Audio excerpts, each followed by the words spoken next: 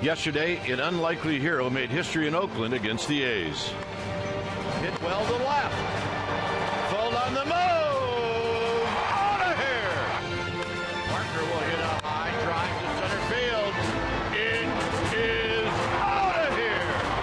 He has done it again. He hits it high. He hits it deep. It is out of here. Unbelievable. See if more magic happens today in the final game of the series next.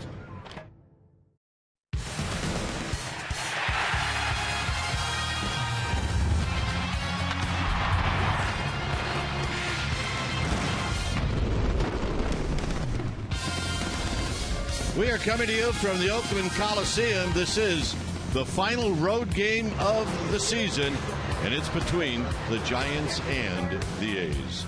Hi again, everybody. I'm Dwayne Kuiper. Alongside me is Mike Krukow. Well, the winner of this game wins the series, and a lot of talk about Parker, and why not? 3 home runs yesterday, Tomlinson, Williamson, but really, the guy that's really contributed the most is Chris Heston. Well, he has been a part of that Giants rotation for most of the 2015 campaign.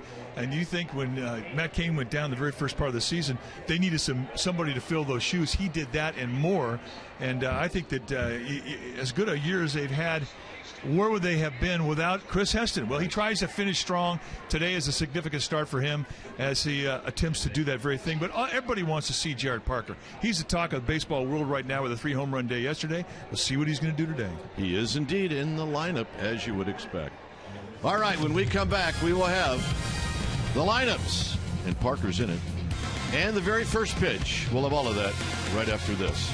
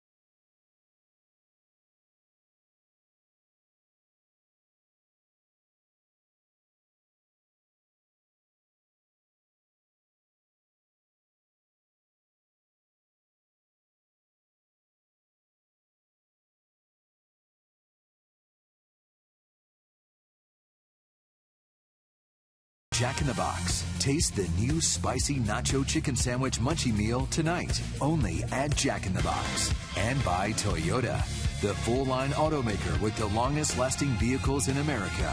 Toyota, let's go places. All right, back here at the Coliseum as the A's take the field. Our game time weather is presented by the Santa Cruz Beach Boardwalk. The Admission-free boardwalk is open right now. 71 degrees, winds at 6 miles per hour, humidity is at 60%, and it is a bit overcast. All right, here's the lineup that'll be facing Sean Nolan. It'll go like this. It'll be Pagan, Tomlinson, and Duffy. Buster Posey in the cleanup slot. Then it'll be Bird, Crawford, and then Jared Parker. And look what he's done over his last 9 games. Williamson will hit 8th. He'll be the DH, and Brown 9th.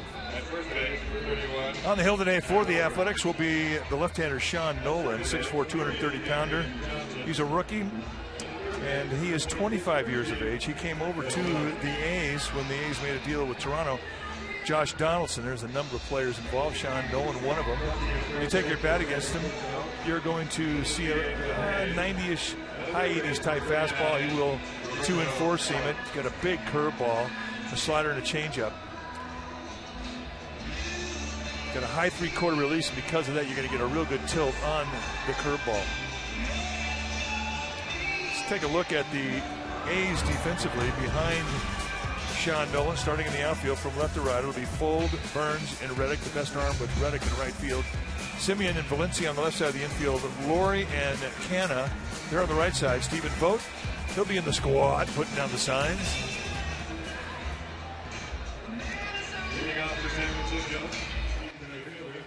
Spanish audio for this game is available through your SAP button, and it's presented by Jack Daniels. So here's Pagan. Pagan will lead things off. He's hitting at 267. He's 2 for 7 in the series. And the first pitch of the ball game is on its way, and it's a called strike.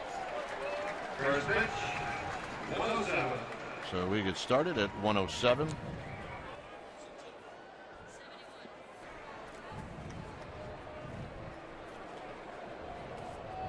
And the lefty throws, and there's another strike, so it's a quick 0-2. Behind the dish is Jim Wolf, then it's Holberg, Johnson, and Miller from first to third. Jim Wolf, low ball umpire, good breaking ball umpire. I think he looks for strikes. I think he's a pitcher's umpire.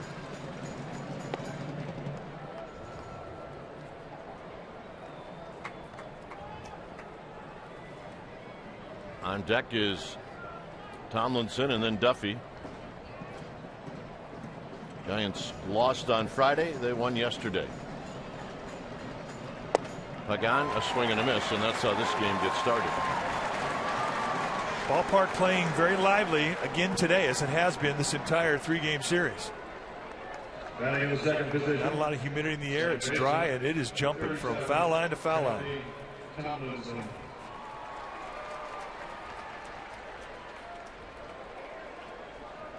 So here's Tomlinson. Tomlinson went 4 for 6 in the game yesterday, and here he takes a called strike.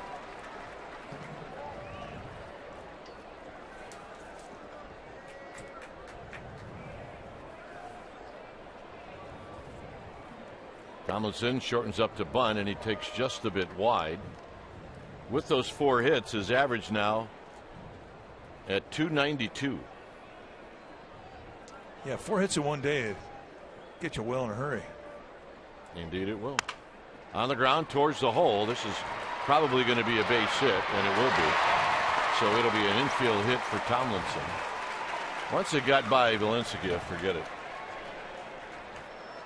Well, and Simeon, the shortstop, was playing him a bit towards second base, so he was exposing the hole.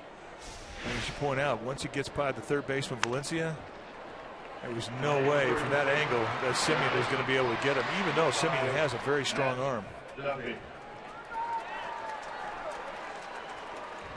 So here's Duffy. Duffy had a couple of hits and 6 at bats.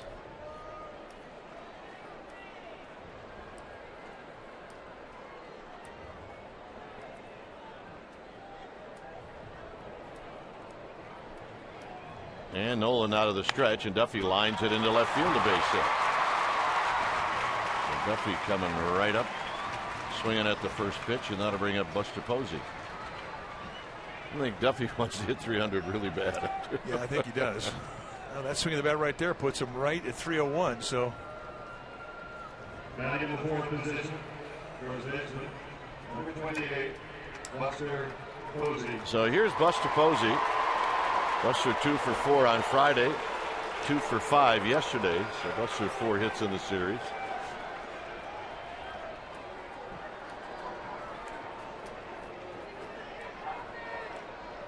With Marlon Byrd to follow. And a pitch low, 1 ball and no strikes.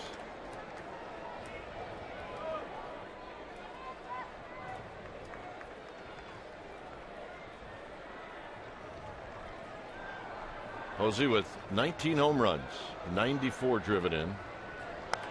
And here he fouls it back. Little changeup, and he was not fooled. Right on it.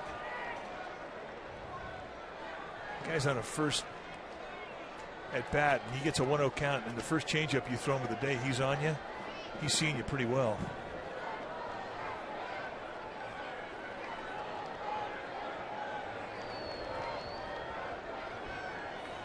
And the next pitch is high. So Tomlinson and Duffy. 2 guys with good speed. Well, they're not taking any time, that's for sure. And there's a fly ball to right. Reddick is underneath it. He will make the catch. Staying at second is Tomlinson. 2 outs, and here's Byrd. Oh, this has been the Marlon Byrd at bat with 2 outs and runners in score position. And it's also time for our Togo's big play, the Togo's way. Yesterday, Marlon Byrd has doubled the 5th inning. It was his 1,500th career hit. And he did it in extra base style. Mike Murphy got the ball. That's our Togo's big play, the Togo's way. Murph, the authenticator. He could be.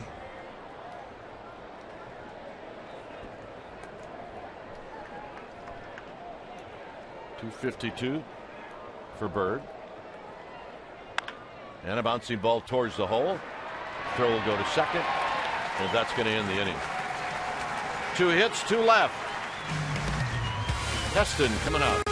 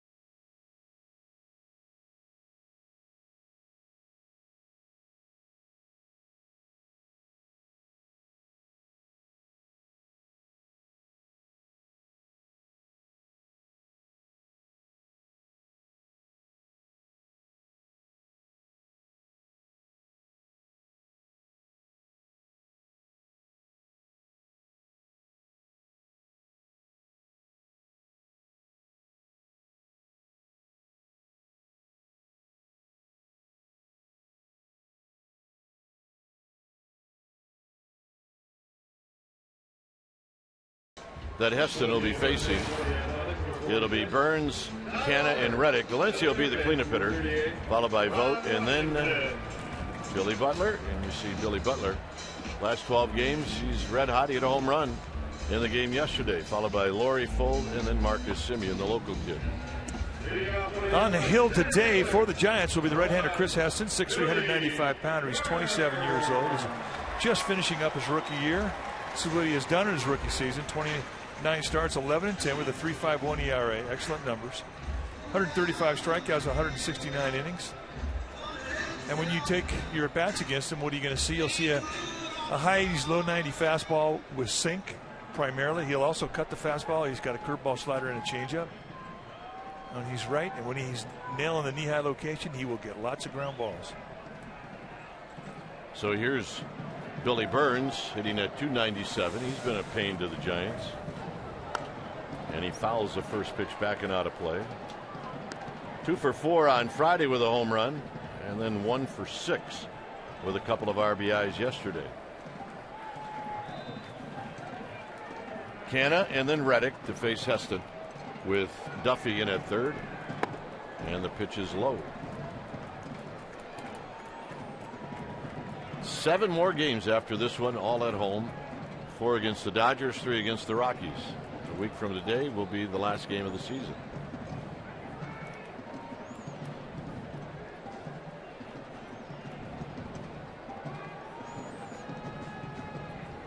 So Heston, making his 30th start, now deals to Burns, and a good breaking ball. It's 1-2.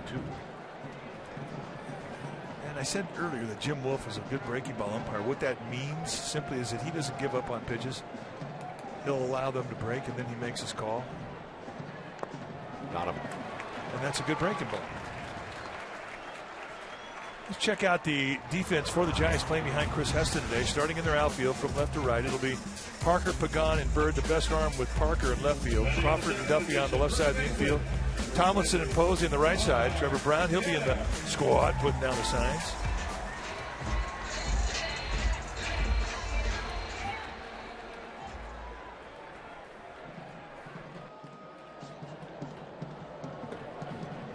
So here's Canna. Canna hitting .254.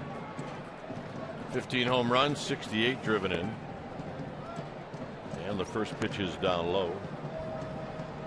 Canna 0 for 4 on Friday, and then he had a couple of hits in the game yesterday.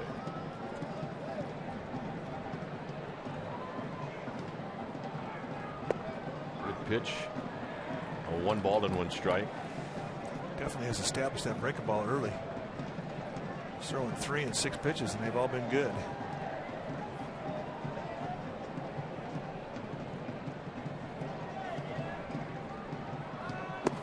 In tight.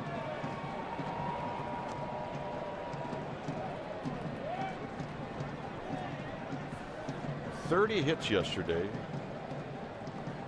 24 runs.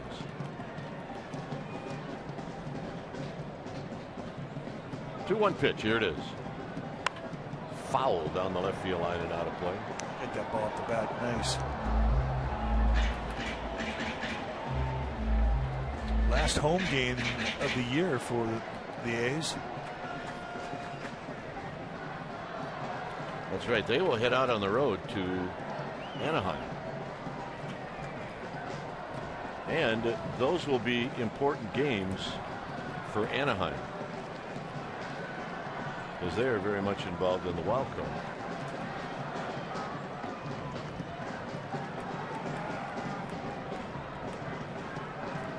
Well, indeed they are. I mean, the Angels are a half game back of Houston in that wild card race.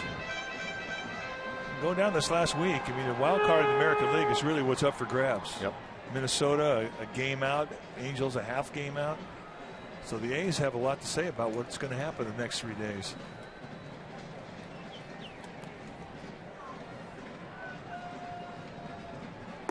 In tight to Canna. 2-2.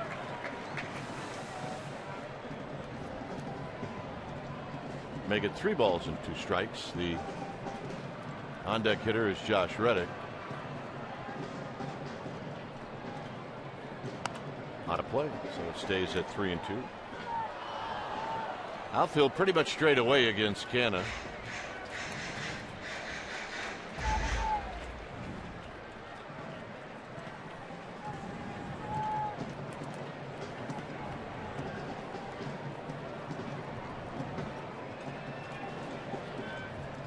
And the payoff is bounced foul.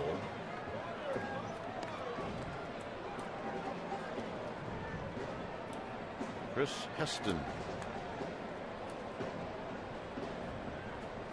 Think about where he came out of spring training and where he is now. Good story.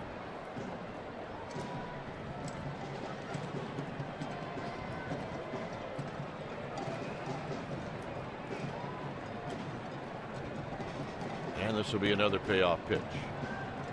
Got him. So a changeup on the 3-2. And he gets a second strikeout. Cano was in the swing mode.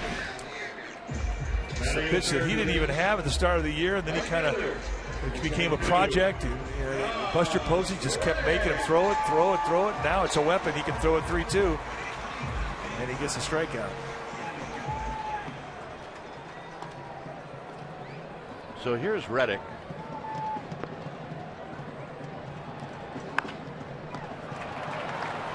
And this is going to end the inning on one pitch. So nicely done. Second inning coming up. And Brandon Crawford's going to lead things off.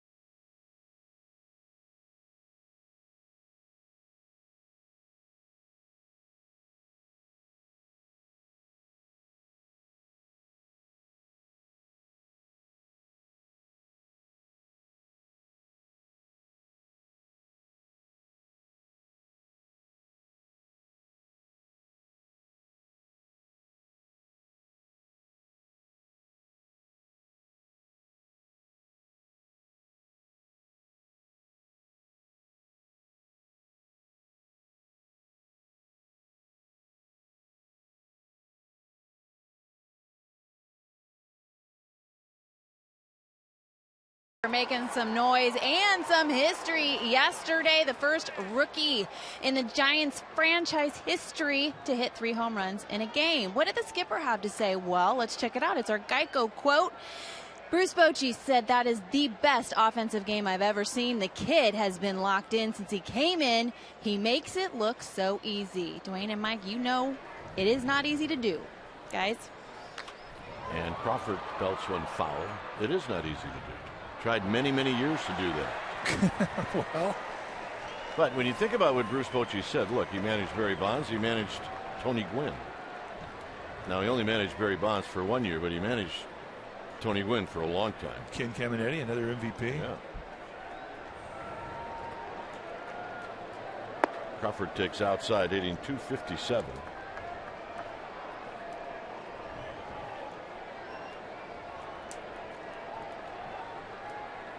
Overshift is on for Crawford. He's got 20 home runs.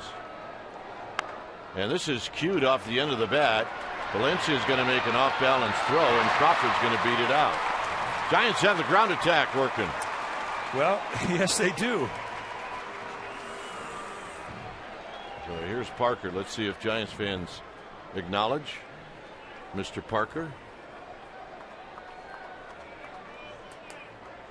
Batting in the 7th position, left fielder, number 47, Jarrett Parker.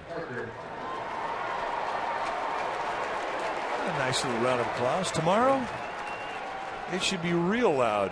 Last year at this time, he didn't get any applause. It's pretty good slugging percentage, don't you think? 1,074. Outside, 1 ball and no strikes. He's got all those home runs, and then A.J. Pollock robbed him. Pollock's the only guy that's been able to stop him.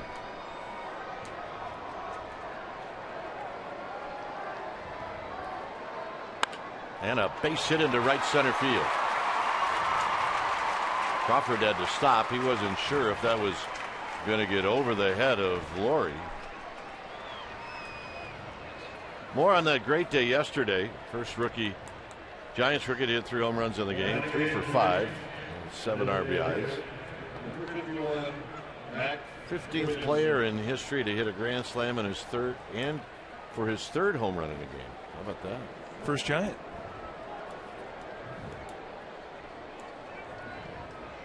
So here's Mac Williamson, another big, strong fella. And he fouls it out of play as he had a rip. Well, that's the kind of swing you want a guy with power to have. And is it bad? I mean, he had both cheeks into that swing.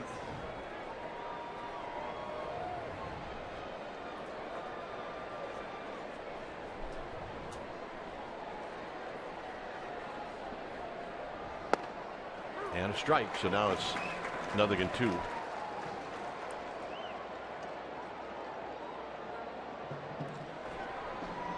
So no balls and 2 strikes.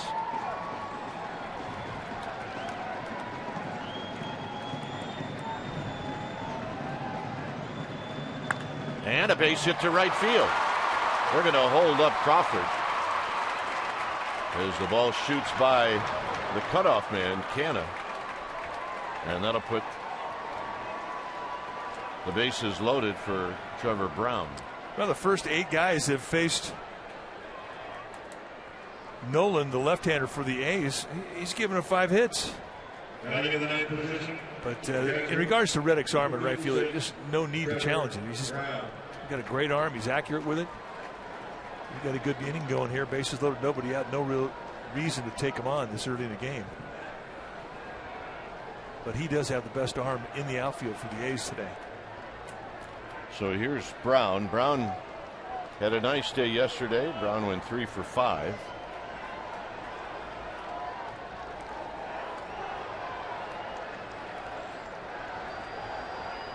And he takes low. 1 ball and no strikes. Crawford, Parker, Williamson are your base runners.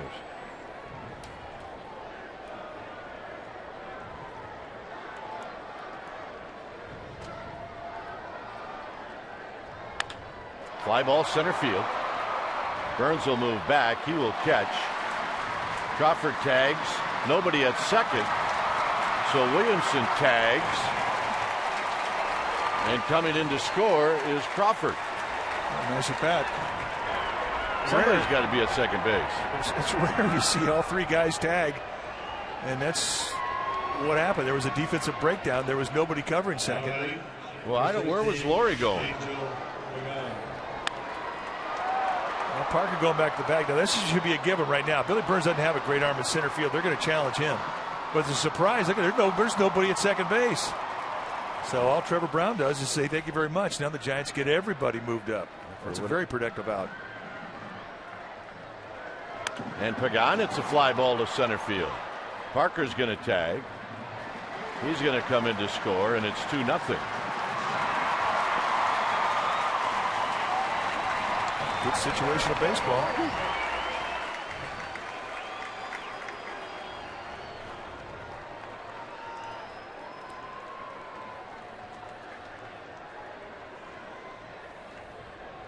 So now Tomlinson, who singled in the first inning. So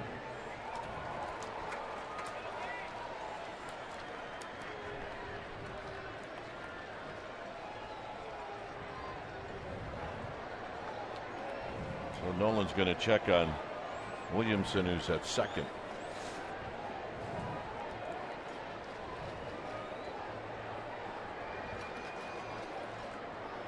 And he takes a curveball for a strike.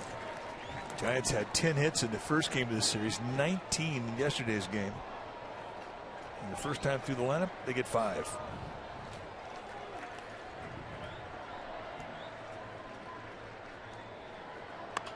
Down the right field line, that'll be a base hit. Tomlinson's got another hit. Giants have another run. It's 3-0. That's the backbreaker right there. Guy opens up the inning with 3 base hits. He's trying to minimize the damage. 2 runs in, he gets 2 outs. When you get another hit with that 2-out scenario and put another run on the board, that's when it really fractures a guy. It also, you pick up a run on a mistake by the defense, allowing Williamson to go to second. And that's a mistake that doesn't show up on the stat sheet. There's no category for mental errors, but the Giants made him pay.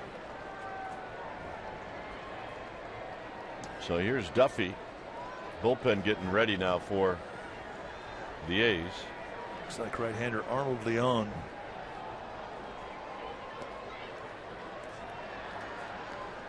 How about Williamson? 6 for his last 8. Make that Tomlinson. 6 for his last 8. Hot. It's over 300 now. There's a strike. It's 86-mile-an-hour fastball. No, we were told he throws upwards around 90, and we haven't seen that at all. Anything close to it. It's our first chance to actually see him. Which is outside. That was 88, and he flew his front shoulder, trying to add on to some velocity there. Had a little arm drag, lost it away.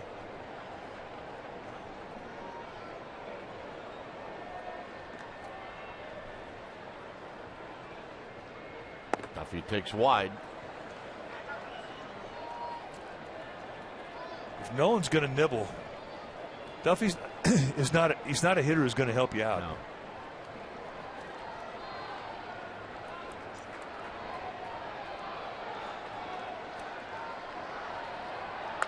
Duffy drives one to right, but Reddick is there, and that's going to end the inning. Giants on the board 3 times on 4 singles and 2 sacrifice flies.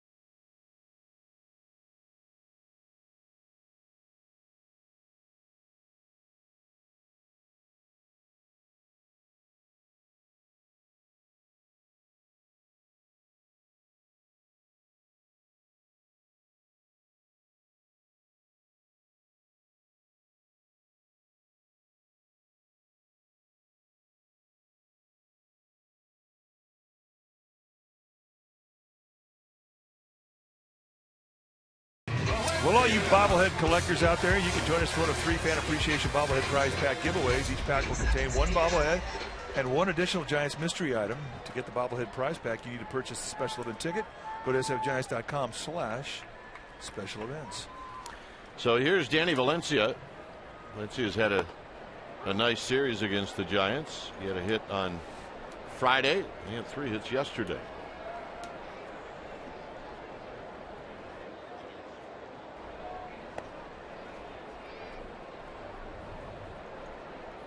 So it's 1 ball and 1 strike.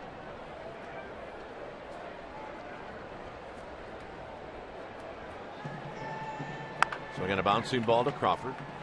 Crawford gauges a good hop and throws him out. So you could almost see Crawford charge a good hop. And watch the way he gets his legs timed to the hop. Now, this is what he does, just a little crow hop going into the ball. so that when he gets it, he's at a good balance point.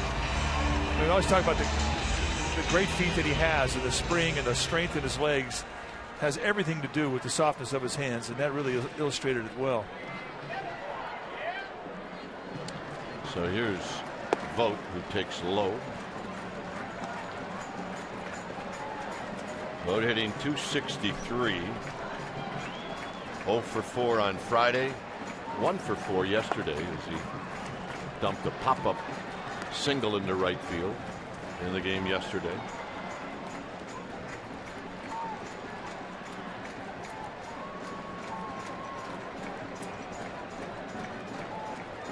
All-star for the American League.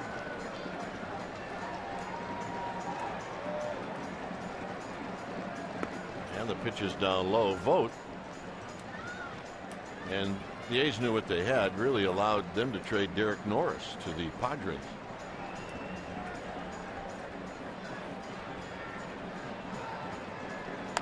Vogt off the end of the bat, foul down the left field line.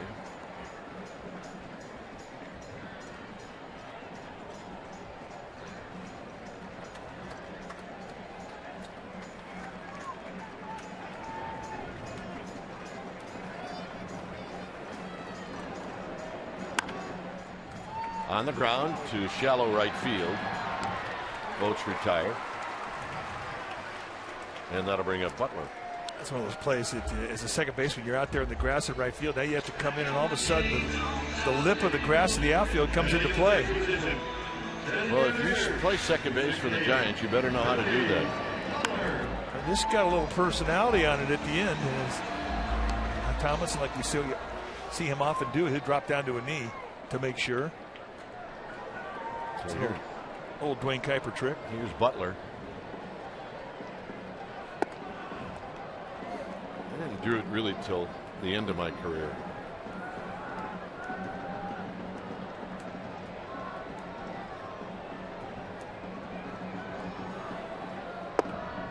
So Butler takes a strike and a home run off the foul pole in the game yesterday.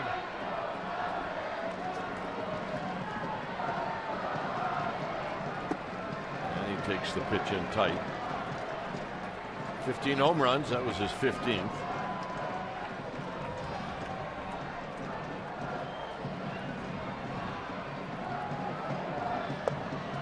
Butler's the guy that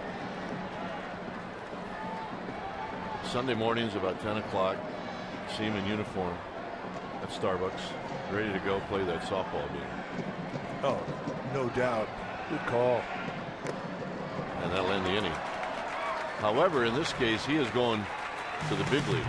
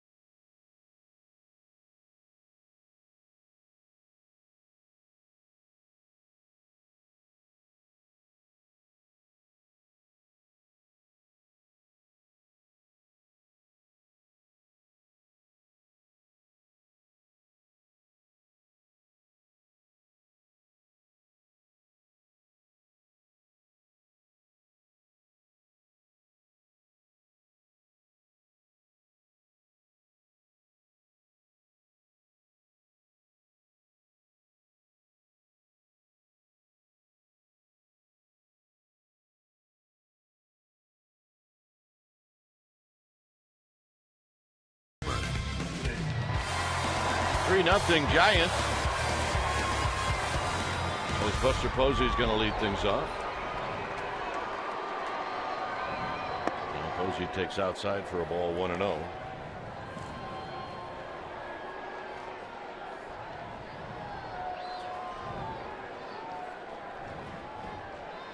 Buster flied out to right field. He's 0 for 1. There's a strike.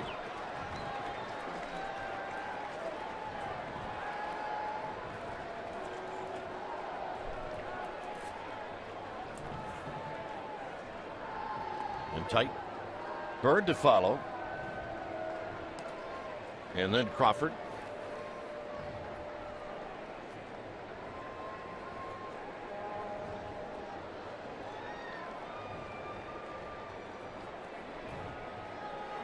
And the pitch, and Posey shoots it up the middle for a base hit.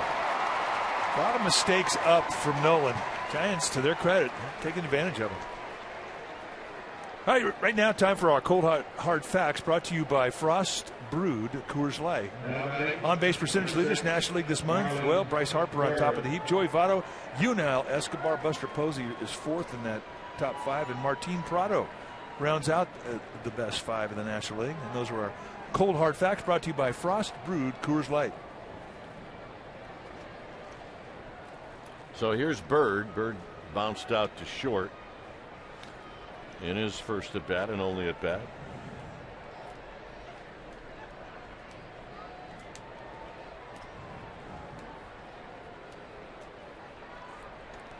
Bullpen back up for the A's.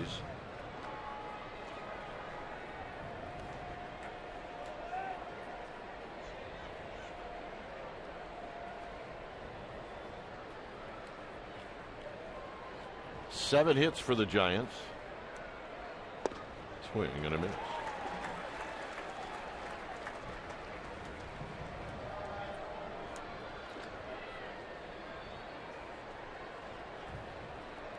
On deck for the Giants is Crawford. Pitch is high.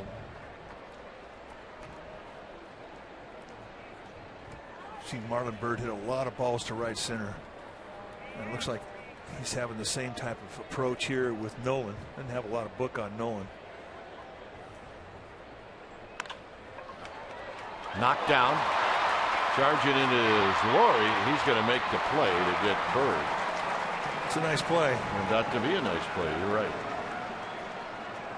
That was anything but routine. Once that ball was short hopped him and kicked away. Hits his glove quickly to his feet. Then he realizes it's going to have to be a bare hand flip, and just gets him by about the length of his shoe. Brandon Crawford. One more look, and that ball was hit well.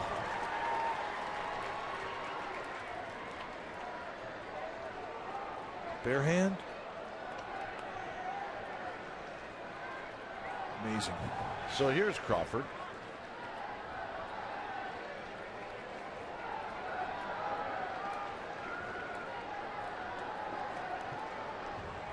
And Crawford takes a strike. Crawford chopped the ball into the hole and beat it out. .259 average for Brandon Crawford. He was at .300 for a while, and then his average dropped down a little bit, and then he got hurt. And then really had to play catch up with his swing since the calf injury. Foul down the right field line.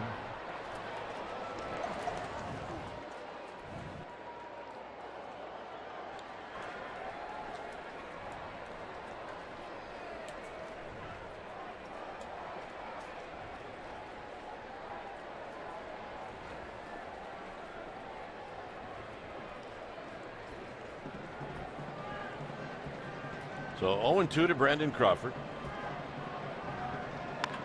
Hit on the ground, and it'll be Laurie to his right, and he will throw in the dirt and trying to dig it out is Canna, and he cannot do it. Thinking Laurie had a little bit more time than he thought. Well, he hurries the throw. and it really forces him to be off balance, kind of throwing, backing up, going into center field. And there's the one hopper that comes up on Canna. He just can't wrestle it down. So 2 plays for Laurie in a row, both off balance throws. This one he can't make. So Parker singled in the second, eventually scored. There he takes high, 1 ball and no strikes. Mac Williamson to follow.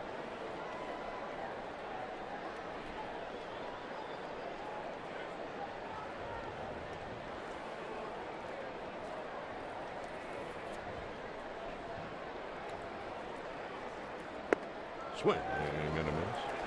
A little cut fastball just took out the inside corner. And with that, Nolan wants to talk to Stephen Vogt. He's going to say, hey, how'd you like that pitch? Yeah, okay. That's 1 strike, Meat. You got to get 2 more.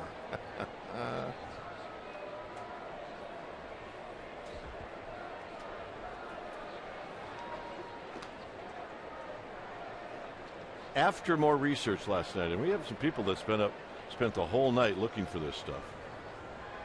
That's in franchise history. George High Pockets Kelly. How about that? Hey, if you're a rookie in the year 2015 and you could put your name on a list that's got George High Pockets Kelly on it, how cool is that? That is very cool. Well, that's very cool about being with an organization that's got 132 years of history. That's very true.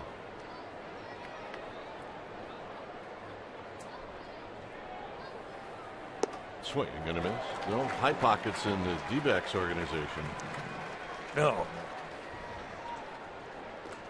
But you know, the only way you get the high pockets nickname is if you wear your pants like a nerd. I mean,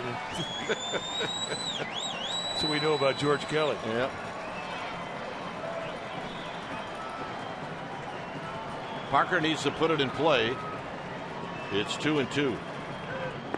And it's 3-2. As hot as Parker is, and everybody in that A's bench will attest to it, given what he's done the first 2 games of this series, I don't expect Nolan to just flat out challenge him here. But this is a critical pitch for Nolan.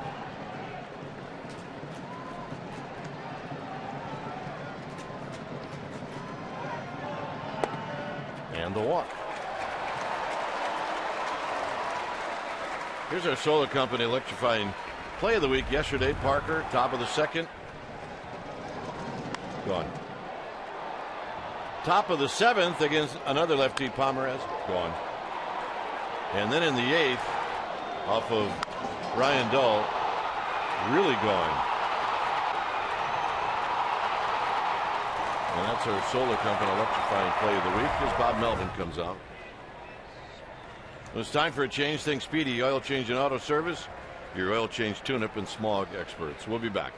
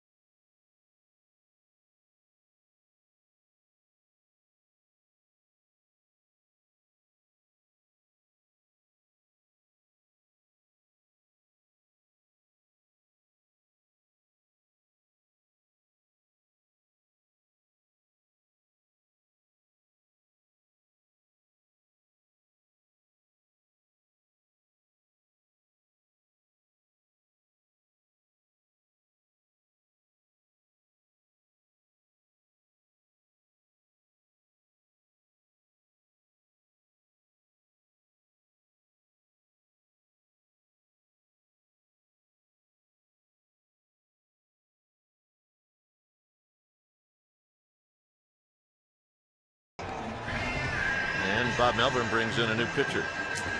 And that new pitcher would be Arnold Leon. Leon, 6'1", 206-pounder. He's a rookie, 27 years of age, just turned 27. From Culiacan, Mexico. You're going to see a low to mid-90s fastball, a curveball, slider, changeup. And he will throw anything at any time.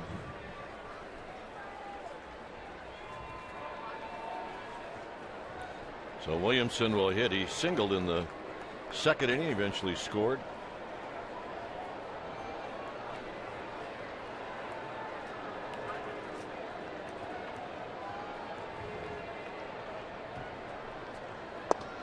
And a strike.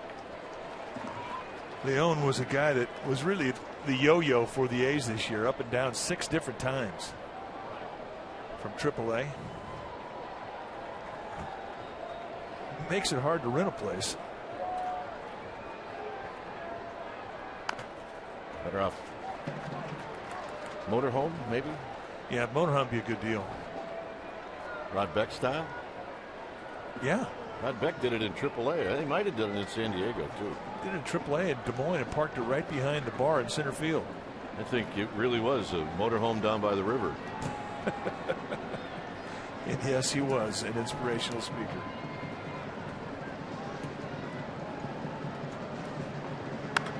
Driven to right. Posey will tag. He will score. The throw will go to second, and it's 4-0. Nice at bat for Matt Williamson. Oh, indeed it was. And that's 3 sack flies for the Giants here today. And those are always good at bats. It's the one really great at bat that gets taken for granted until you don't get it done. Well, you're right, and it's so disappointing for the hitter. You got an RBI right there if you can get the ball in the air. Brown had a sacrifice fly in the second inning.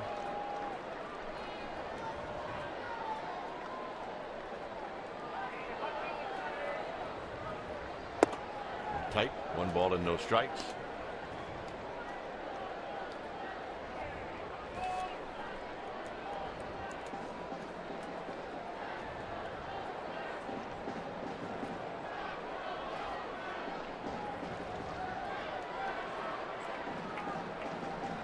Brown, little flare, center field. It's going to fall. Brown's got a hit. He's got an RBI. Crawford scores. Parker to third.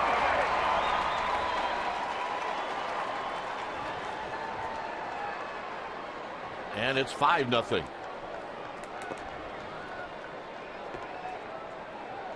And if you're Trevor Brown, that's a thing of beauty right there. Hit it right off the end of the bat. Now batting, number 16, Angel Pagan. So here's Pagan.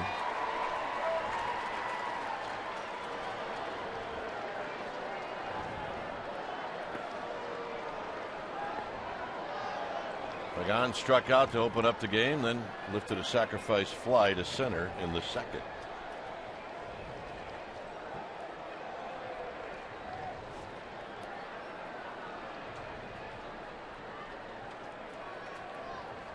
And he takes outside for a ball.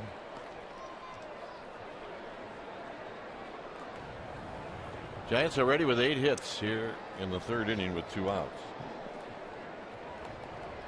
All singles.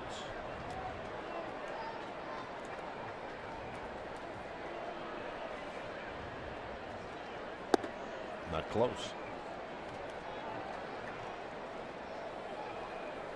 You see the defense from the A's, pretty straight away, slight to the left side of center field for center fielder Billy Burns.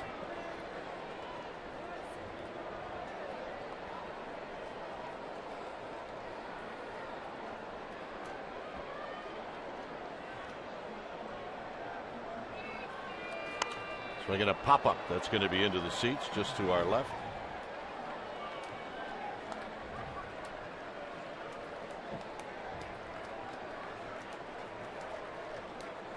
Parker at third. He drew a walk. Brown at first. He blooped a single into center field.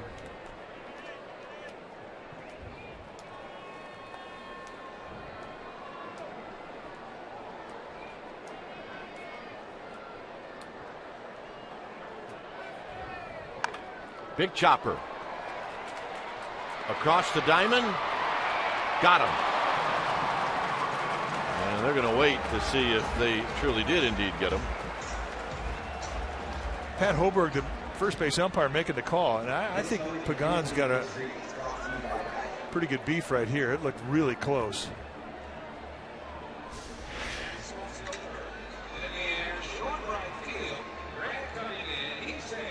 I think they got him. Mike. Yeah, I do too. In watching that, I believe that is not going to get challenged.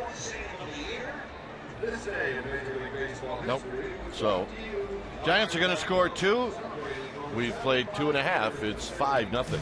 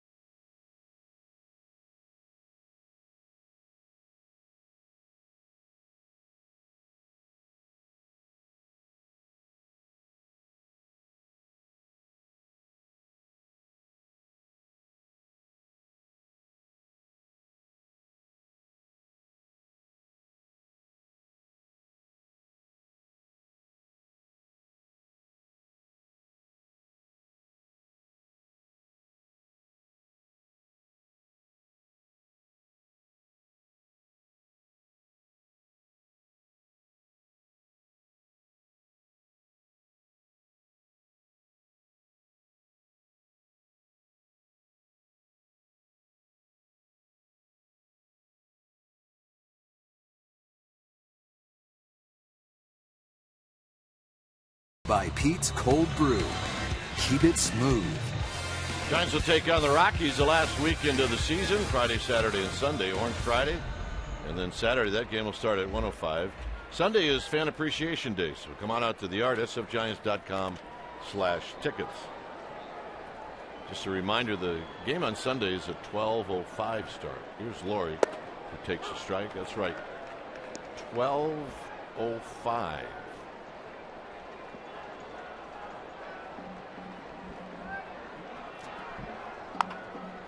Laurie, little pop-up down the right field line. That's going to be foul.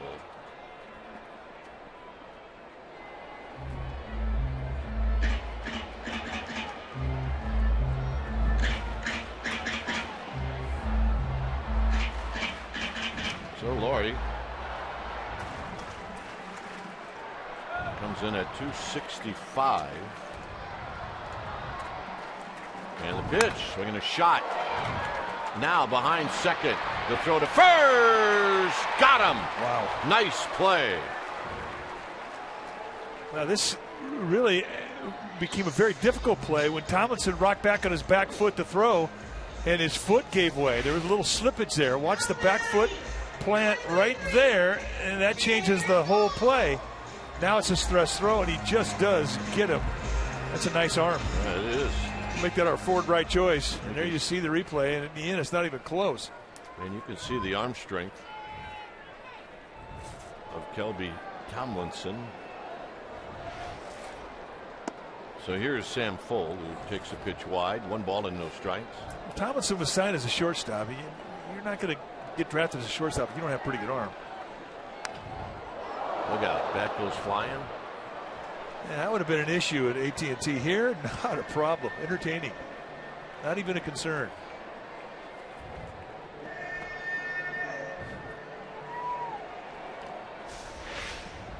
All right, let's take a look at the bat throw. Swing. Good one. Yeah, he got all this one. Just bad pine tar.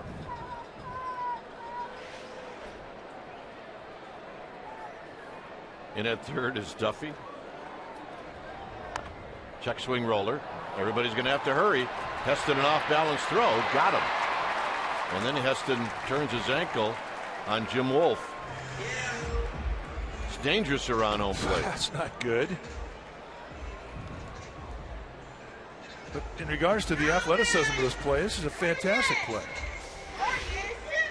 He's got to go to his bare hand and just kind of gather his feet quickly. And here's where he kind of runs into Jim Wolf. Look out, Jim.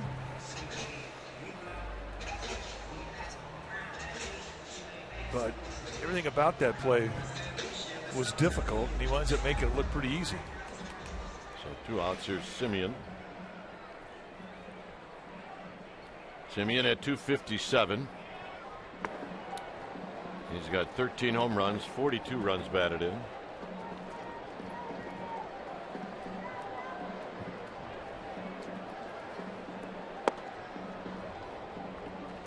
A little 88-mile-an-hour fastball outside. 2 balls, no strikes.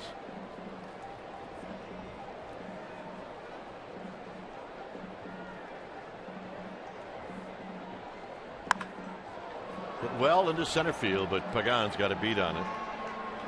And when this comes down, it'll be 9 up, 9 down for Heston. 9-pitch inning for Heston. We will head to the 4th.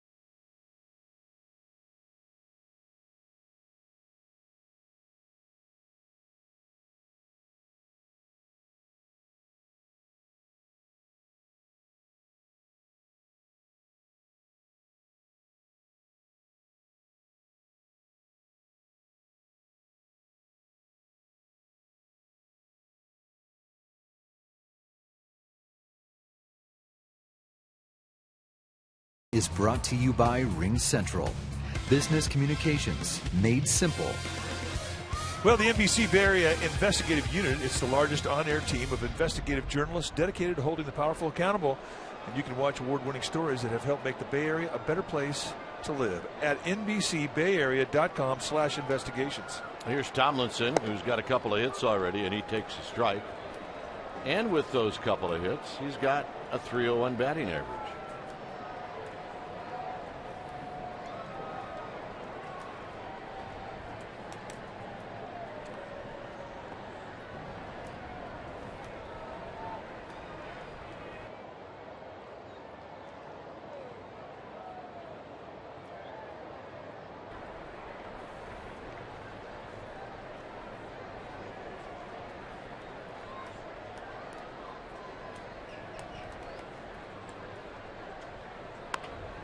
Pop-up foul down the right field line.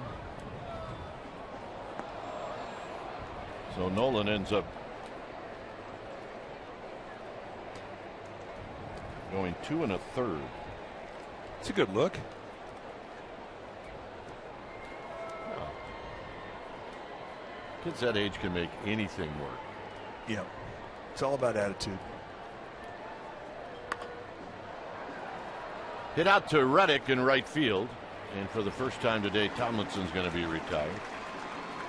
Hey, you know it's a good day. If you're batting second in the lineup and you're having your third at bat in the fourth inning. With 2 hits.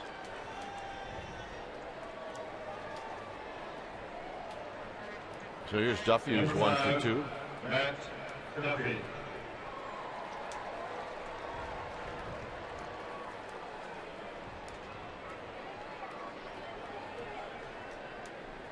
Duffy singled in the first, flied out in the second. Takes high and away here in the fourth.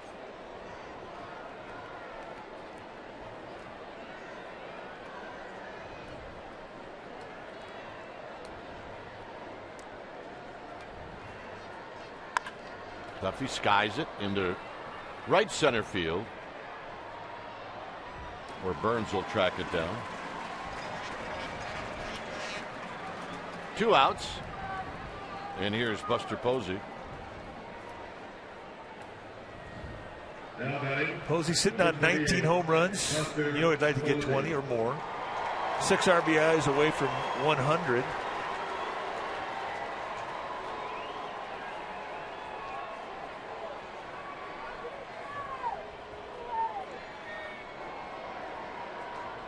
Swing and a miss. Pretty good breaking ball right there from Leon.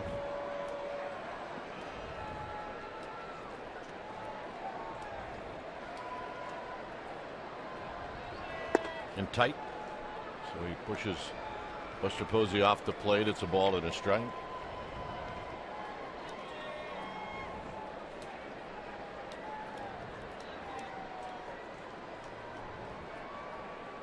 Posey out of play.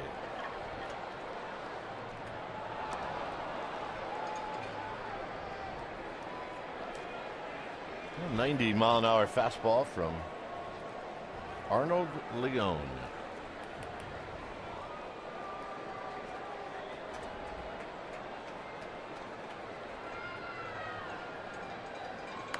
Rolls slowly to third. And Valencia will throw him out. So Leon settles everybody down with a 1-2-3. Fourth.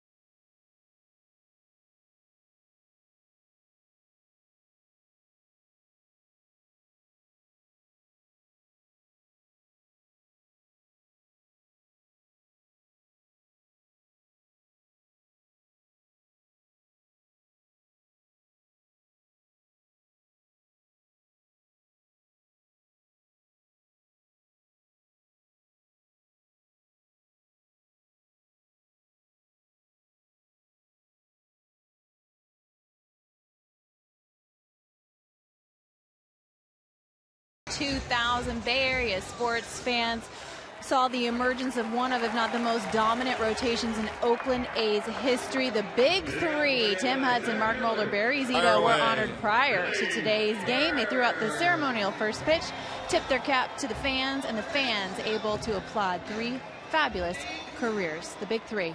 Great memories, gentlemen. Yesterday's fun. Today it was lots of fun watching those 3 gentlemen as this is bounced foul. So pretty cool. By the way, I want to thank Amy for bringing Zach and Gracie to the booth today. It's great to see those kids. Amy G's 2 little ones, although they're not so little anymore. They're not. It's great to see Zach, the oldest. There's Zach in the middle. And he definitely looks out after his little sister.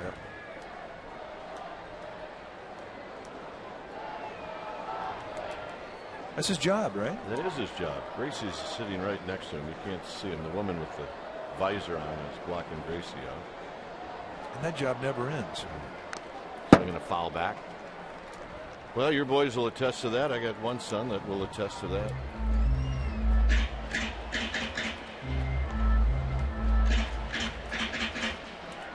Zach right now is making sure that Gracie's not messing with the phone too much.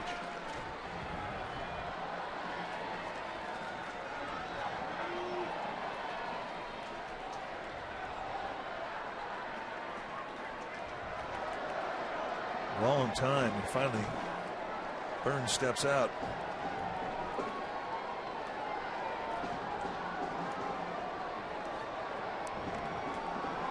Oh, 0-2.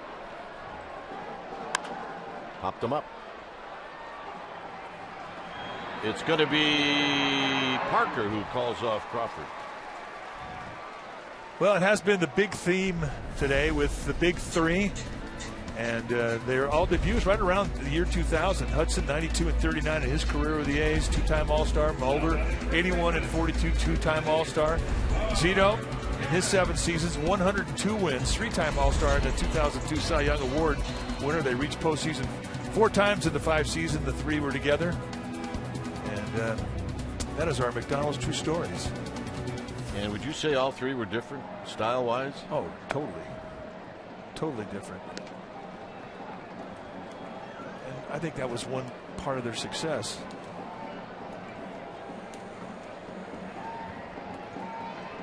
Canna struck out in the first. Here he drives it into the gap. Pagan's not going to get there, and it is off the bottom of the wall. That'll be the first hit and base runner in the game for the A's. Not a hanger either. We talk about Heston. He has to be down around the knees. This is down, and Cannon just goes down and gets it right over the middle of the plate, just at the knees. High leg kick, get that foot down, and now the backside throw. Power right there. I mean, that strong swing. See that, and you start to think maybe he likes the ball down there. Yeah, I have to believe it, because he covered that pitch quite well. Here's Reddick.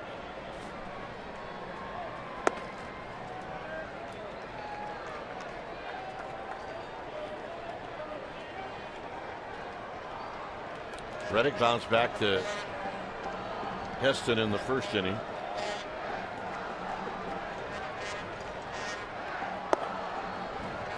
So we're watching now Heston out of the stretch for the first time.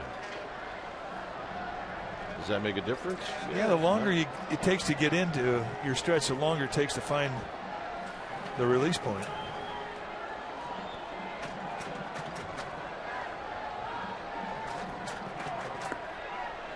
And so far he hasn't found it. It's 3-0.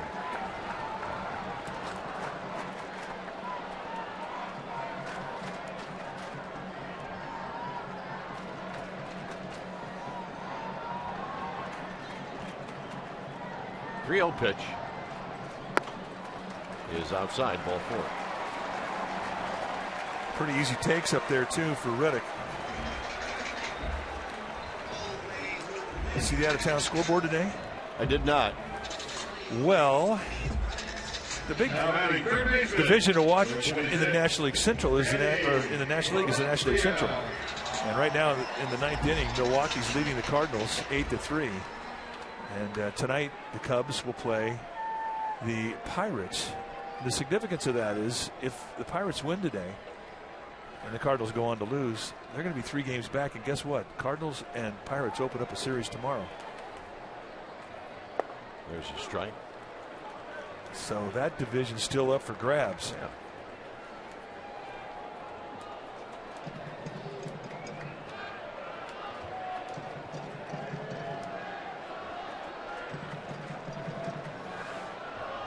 Well, Cardinals were, look, their record's been great since the beginning of the season. Pirates, not so much. They have played fantastic baseball. It looked like it was a runaway in the Central. It absolutely did. Look out. So Valencia gets drilled.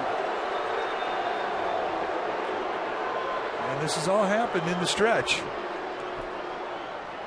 The walk to Riddick really not close to the strike zone, and here trying to go inside, this ball just takes off and heat seeks right into Valencia, and he's in pain right now.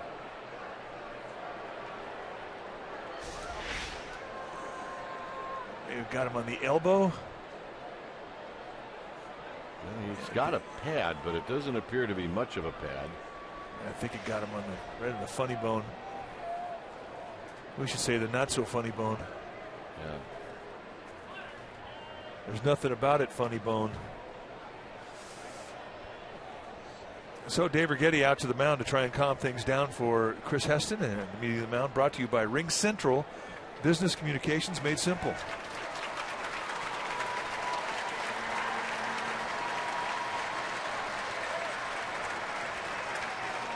So Valencia runs pretty well.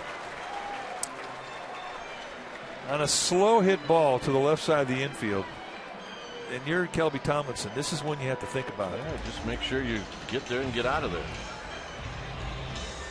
Tomlinson, Giants second baseman, has had a reputation for not getting it completely out of the way. And there's been a couple times when he has almost gotten hurt. Now you got a ticked off guy at first base at pretty good speed. You get a slow or a medium ground ball to the left side of the infield. Heads up. So Vogt bounced out. Here he bounces this one to Posey, who's got it. Posey goes to Crawford for one. To Heston! Double play!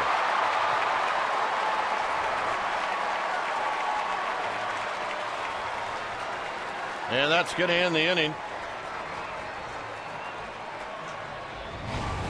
It was touch and go at first. Yeah, that's the tough part of the play, and he puts his foot right there and gets him.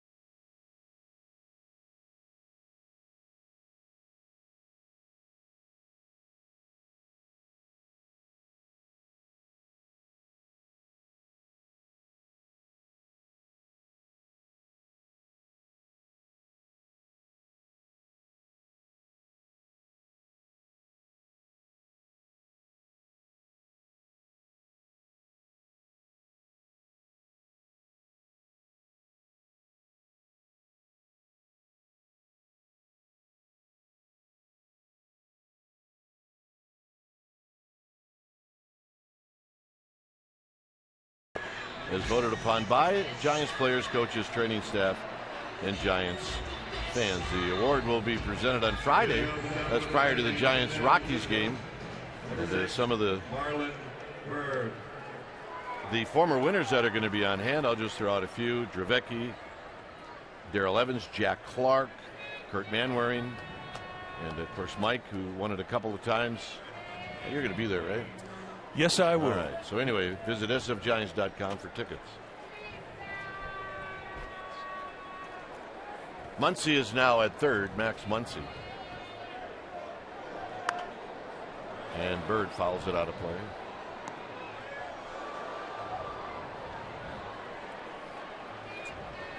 So Valencia out of the game.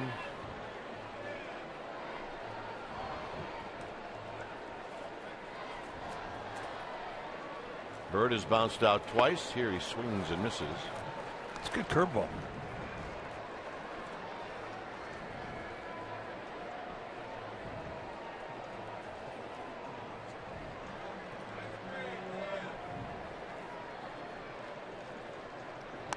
Foul back. So Bird, he does really a good job of waiting and knocking that ball the other way.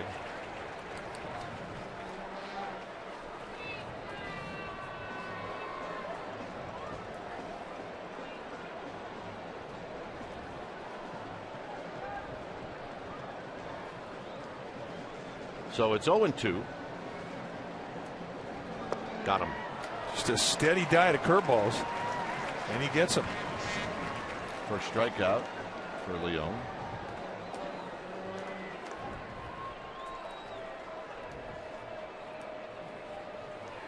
So here's Crawford. Crawford batting for the second time. He's 1 for 2.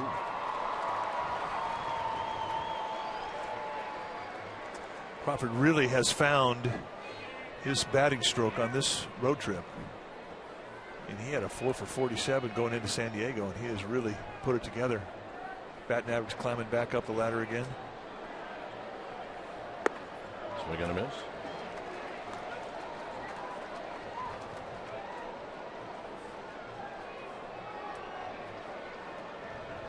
Climbing up. 258.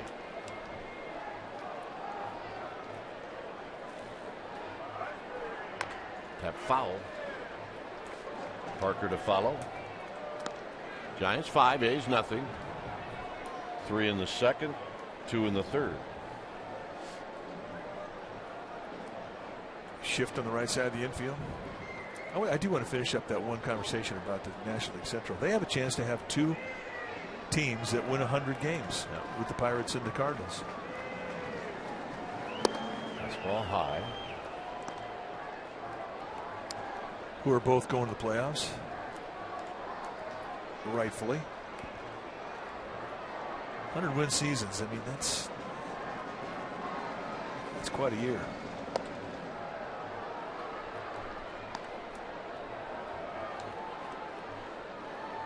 I would say it was hard to believe that 2 teams you could win 100 games in a division and come in second, but I remember 1993 all too vividly. I've tried to forget it. There's a pitch in the dirt. Giants won 103 games that year. They finished second in the division to the Atlanta Braves. That will not happen again. That race, well, it's not going to happen again. Where a team doesn't make the playoffs? No, it will not. Evidenced by this year.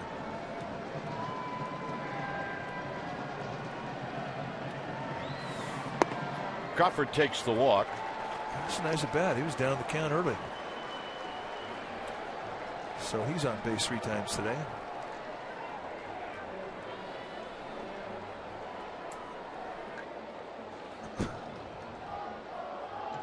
Number 47, Jarrett Parker.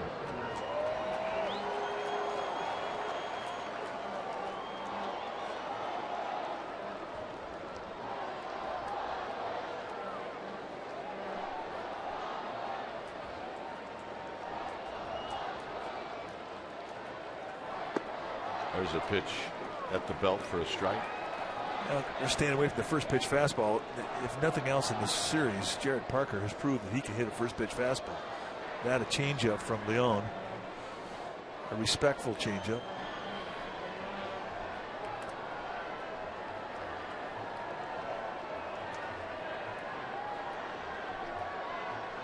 And that pitch is right on the inside corner.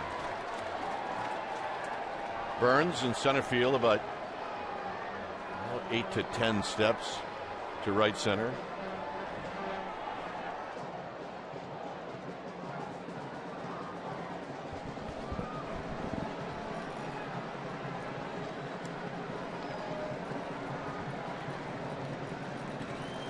Up high. 1-2. Now the 2 balls that have been called a strike in this at bat have been high. I mean, he has some guts to take that last one.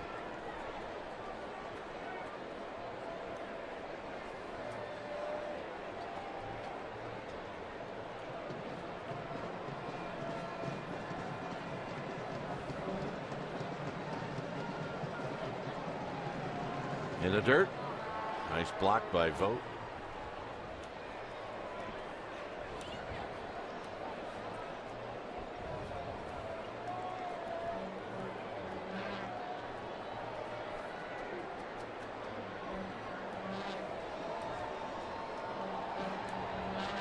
Mac Williamson to follow.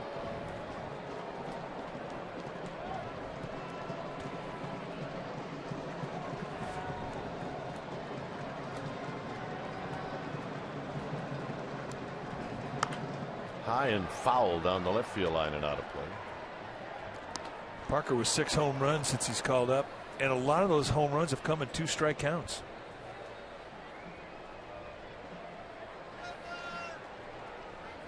Bruce Bochy made the lineup today and left him out of the lineup. Gave it to Ron Wotus. And just for a reaction? Yep. And Wotus looked at him like, really? Are you serious? 2-2.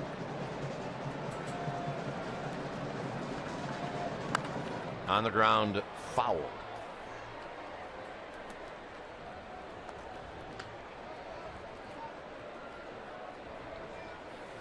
There is some activity in the A's bullpen. It is Dan Otero. Everyday Dan. There's Otero, right-hander. Good guy.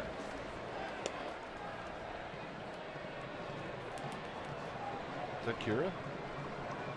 I think it is. Kira and Eric.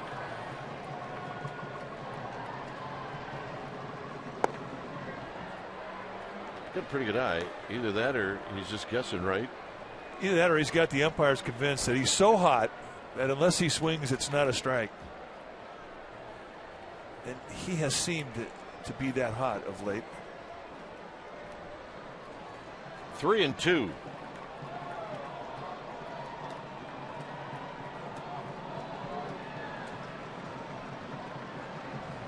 Got him. 3-2 changeup and a good one. So Leon pulling out all the steps, all the tricks, and he winds up giving him a power changeup on a 3-2 pitch in a perfect spot, and that's how you get Jared Parker out. Some great pitches right there. Number 51, Matt Williamson. Well, if Parker doesn't hit so many home runs, he probably doesn't see that pitch. It's his own fault. Yeah, you're right. Williamson with a sacrifice fly in the third.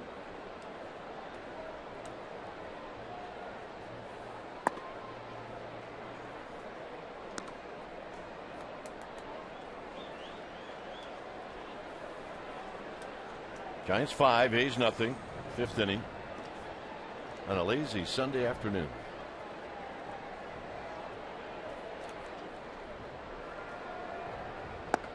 It's great. You see this crowd here. What? 36,000 or so. These people here, every one of them hate football. Well, either that or they just love baseball. I'm going with they just love baseball. Right. There's Gracie talking to Devin Fox, our boss, kind of.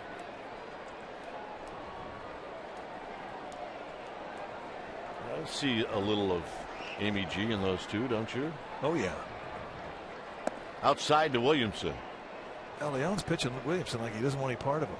When you stand next to Williamson, he's a big fella, 6'4", 240. I mean, there's not an ounce of fat on him, broad-shouldered. And you watch him take batting practice, and that's what you want to see. You want to see this guy get into one just to see how far he can hit it. He's got that kind of power. So a pitcher strike. And if you're Williamson, you don't want that to be called a ball. You absolutely want to get in there and get some swings. You didn't get called up to take a walk. Let's go.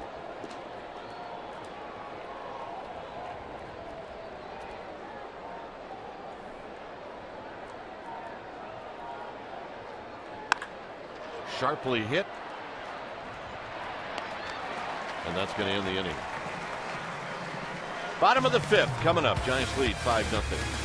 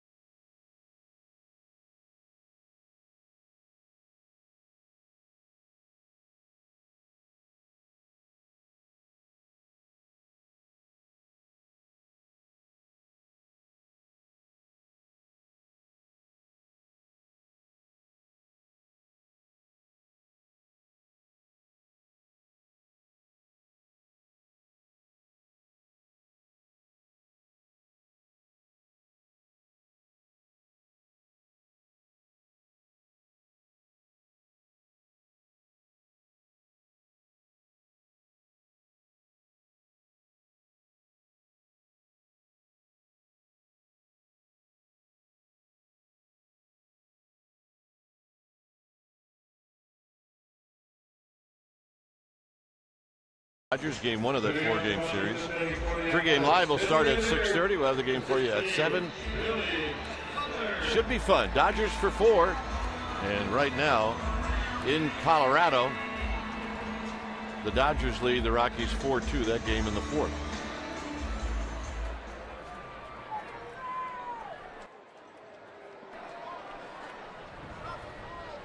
So here's Billy Butler.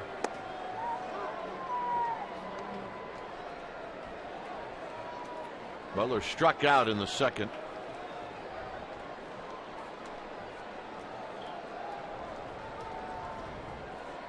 He takes way outside. Butler, Laurie, Fold, 5th.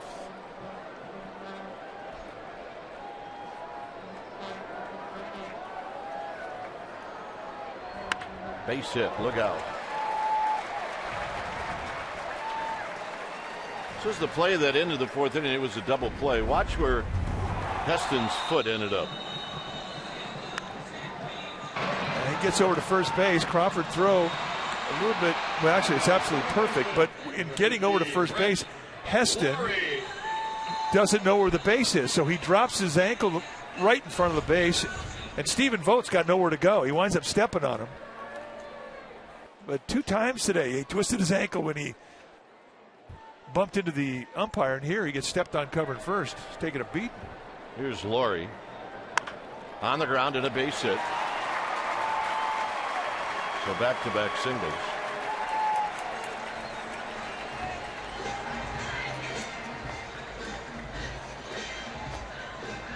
Mike, is this what you're talking about? Maybe just a little late getting off the mound? Well, I think you have to anticipate that it's going to get there, and I just don't think he reacted initially like he could have. Throw that thing, a ball hit on the ground, you just start busting over there, and it's almost like he had to think to do it, and it wound up being a play where it could have cost him. So here's Sam Fold. He takes wide, 1-0. Right around this time of the game recently has been a little bit of an issue for Heston. He's only thrown 52 pitches.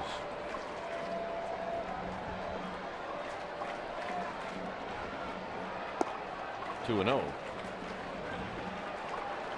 Well, what happens this late in the year, fatigue starts to take a toll on a guy, and you just start to lower your elbow, and you start to get push in your release. And you do that, you lose your stuff, you lose location.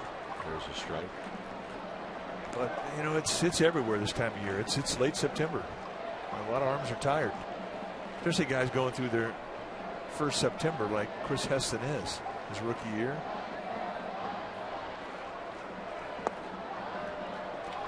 Well, Heston's a pitch away from walking the bases loaded, and he's a pitch away from getting the bullpen up.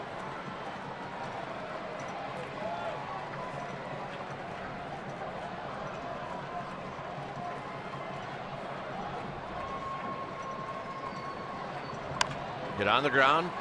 Tomlinson to Crawford to Posey, and he gets another double play.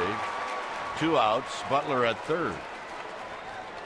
And that's the beautiful thing about life as a sinker baller. I mean, no matter how bad it can look, you're 1 pitch away from getting 2 outs. And that ball hit right on the nose. It was hit so hard, in fact. Despite a bobble, the Giants are still able to turn it over. And against a guy like Fold, who has excellent speed, it just gives you an idea of how quick, how hard he hit that ball. So here's Marcus Semien.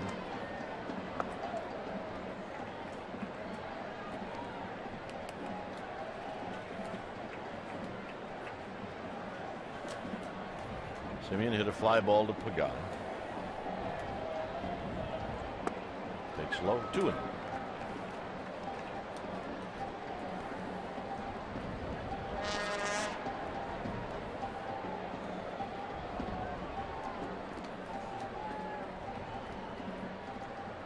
Tight, 3-0.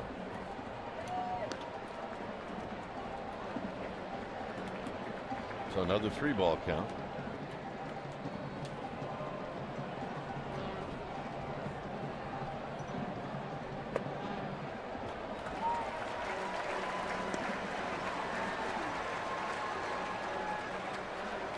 So Semien takes the walk, and here's Burns. Now batting center fielder, number 1, Billy Burns is 0 for 2. Struck out in the first, popped out in the fourth.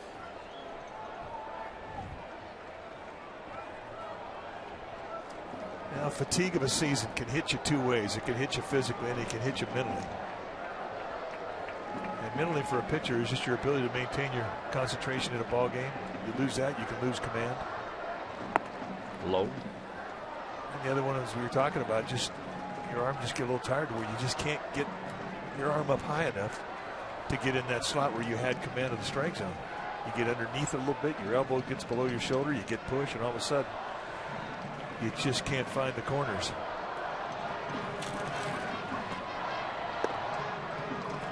And a strike.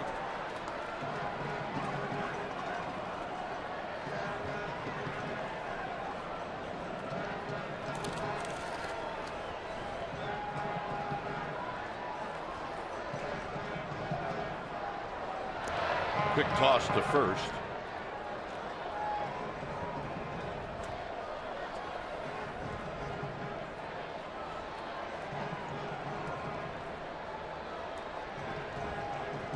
So it's 1-1.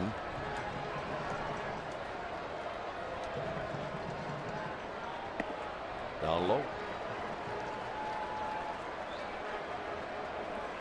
You know, one by one, he's just losing pitches that he has. And his ability to control him in the strike zone. His changeup now is just he can't find it. Slider is not as good as it was early in the game in regards to being able to control it. So you kind of pigeonhole yourself into fastballs.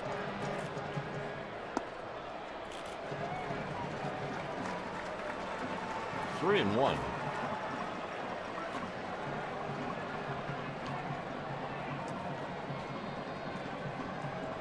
And you're not thinking about corner strikes now. You're just thinking about don't walk them. Just throw it up there. Pop up. And that's going to be out of play.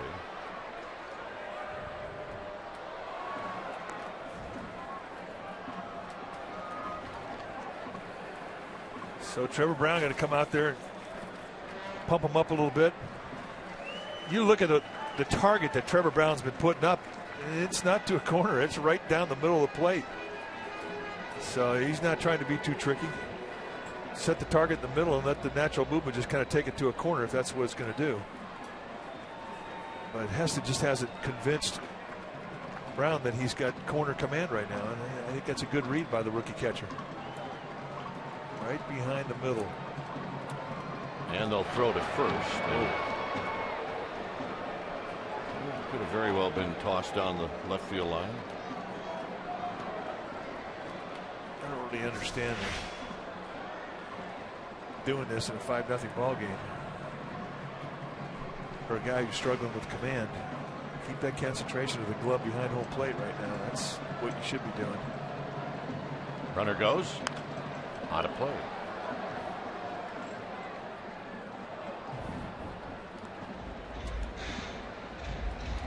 We have a winner. Everybody okay? Looks like everybody's okay. No, he wanted to hand it to a young lady that may have gotten dinged a little bit, but she said no. And the guy's going to say, I'm giving it to you anyway. I like that guy. I do too. Runner goes, pop up. Shallow center field. And Crawford dropped it. And now the throw home is going to be offline. And 2-run score.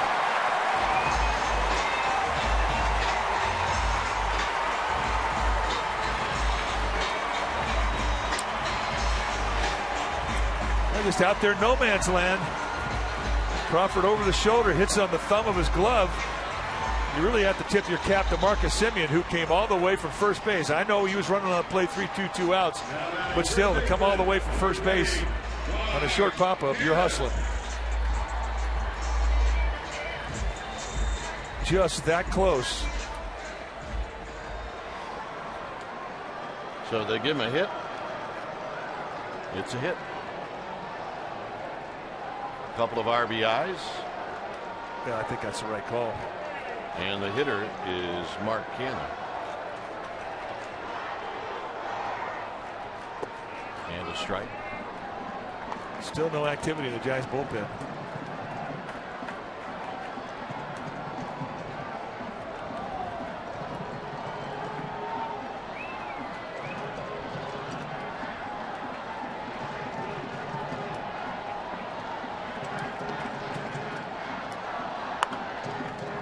Crawford will have this one. And this will end the inning. After 5-2 Giants.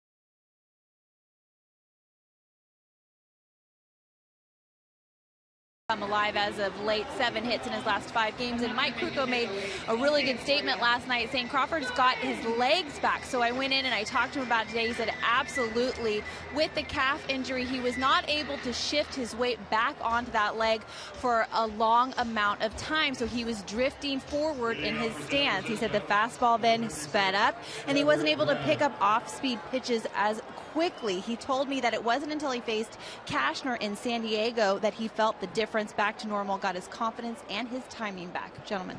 All right, good stuff, Amy. Here's Otero to Brown. When it's time for a change, think Speedy Oil Change and Auto Service. Your oil change tune-up and smog experts. So Dan Otero, the new pitcher, 40th time he's come in, 2-4 ERA in the 7s, 4-pitch guy, high 80s, low 90s, depending on grip, curveball, slider, changeup. He's a command specialist. See the defensive set against Brown. Take away the gap in right center, give him the line and left.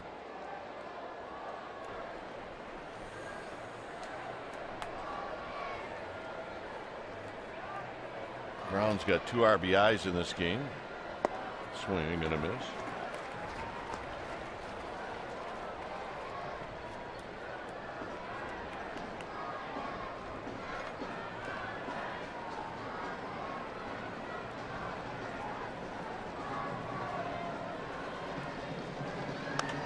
Out of play. So the Rockies taking the lead.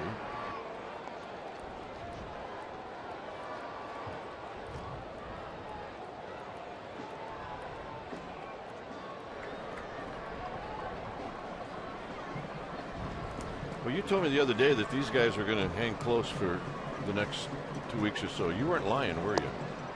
Tim Hudson, Madison Bumgarner, they are buds. It's going to be a sad day when, and it's going to happen Sunday, when that man on the left walks out of the clubhouse. Bumgarner's not the type that's going to sit there and break out the handkerchief, but he might be a little misty-eyed that day. Yeah, well, they're already talking about it. And it's great to talk about Bumgarner because he's been thinking about it, about what it's going to do to his friend. And he thinks it's going to be a real rough weekend for Hudson. Browns lines one center field, and right there is Burns. Well, watch live TV right now with the NBC Bay Area app. You can see breaking news and investigations from NBC Bay Area News, plus your favorite NBC shows live and on demand. Simply download the NBC Bay Area app, select Watch Live TV right now from the menu, register, and you're good to go. You're good. Now ready, 16, Angel Pagan. So here's Pagan.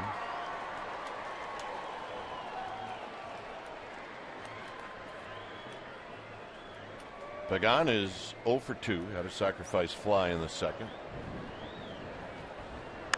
And he skies it into center field for Billy Burns. And in front of the warning track, he makes the catch. 2 outs, and here's Tomlinson.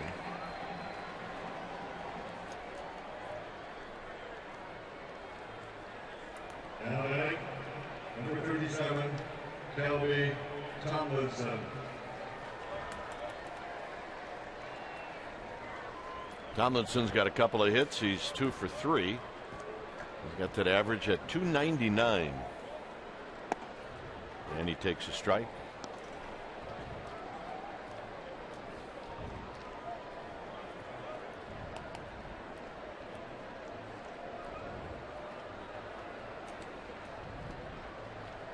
Way outside for a ball.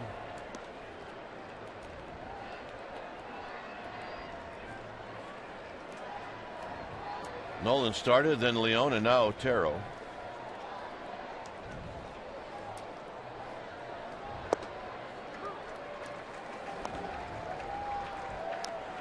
Took that fastball right down the throat. You're thinking, what's he thinking for? Well, he wasn't looking for a fastball. He was thinking about something else, something off speed.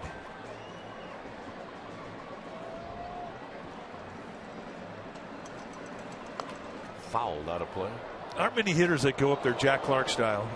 And Jack Clark, the Giants slugger, I mean, he was a guy that just went up there and wanted to see the ball and hack. If you knew what the signs were, if you knew a pitcher was tipping, he didn't want to know him. He didn't look for a fastball. He didn't look for a way. He just tried to hack the ball. That was his deal. But there aren't many guys like that. Totally ticked off Frank Robinson. His Canna's going to go to the bag, and that's going to end the innings. Bottom of the 6th coming up. It'll be Reddick to lead things off.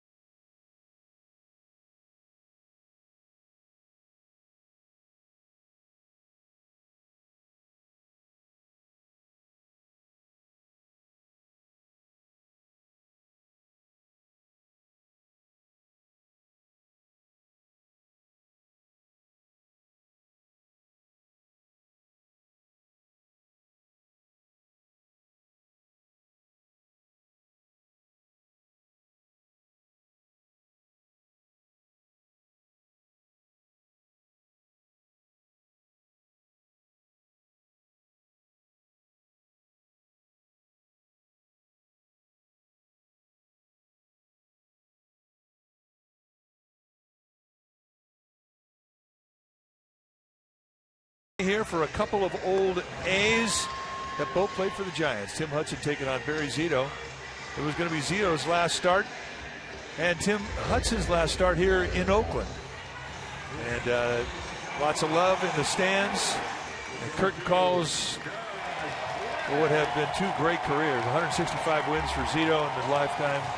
222 career wins for Tim Hudson. That's our AT&T U-verse rewind. Quite a day.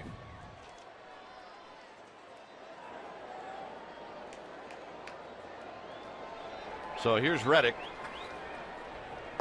And a strike. Reddick bounced out, and he's drawn a walk. It's 5-2 Giants here in the 6th. Look out, 1 ball and 1 strike.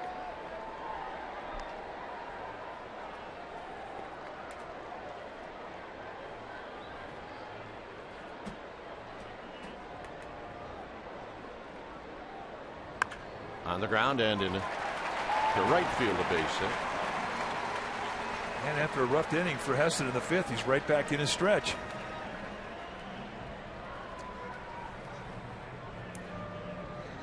So we'll see if Mark Gardner starts to move around down in that bullpen.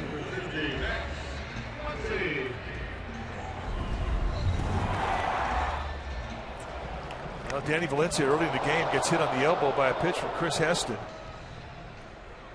And with Valencia not able to continue, Muncy, Max Muncy from Midland, Texas, comes out.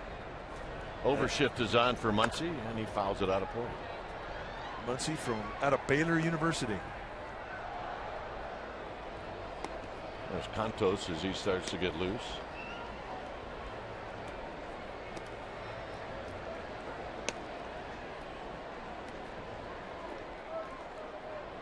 Couple of home runs this year in an A's uniform for Muncy.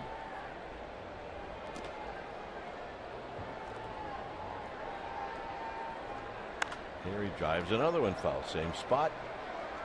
0-2.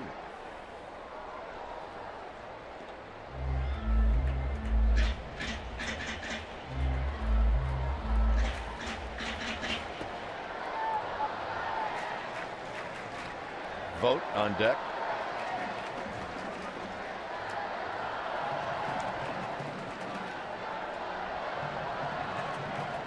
High with a fastball. 1-2.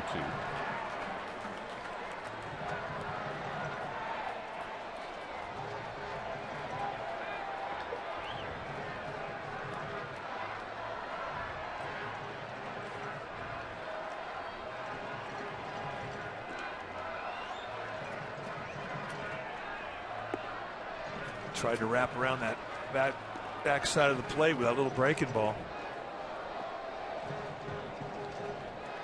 It's not been as fluid out of the stretch as he has been out of the windup. And the A's, to their credit, able to get him right back in the stretch to start this inning out.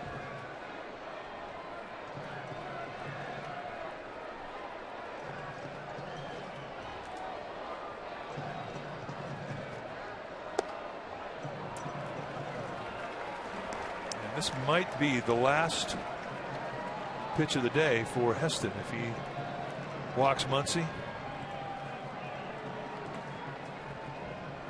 There's Contos in the Giants bullpen. He's pretty close to ready.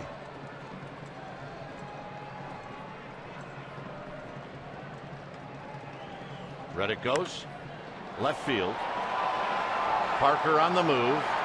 Parker at the wall. It's off the wall, and Parker goes down, and it kicks away from him. Reddick's going to score. Muncy's going to stop at third. Parker may be hurt.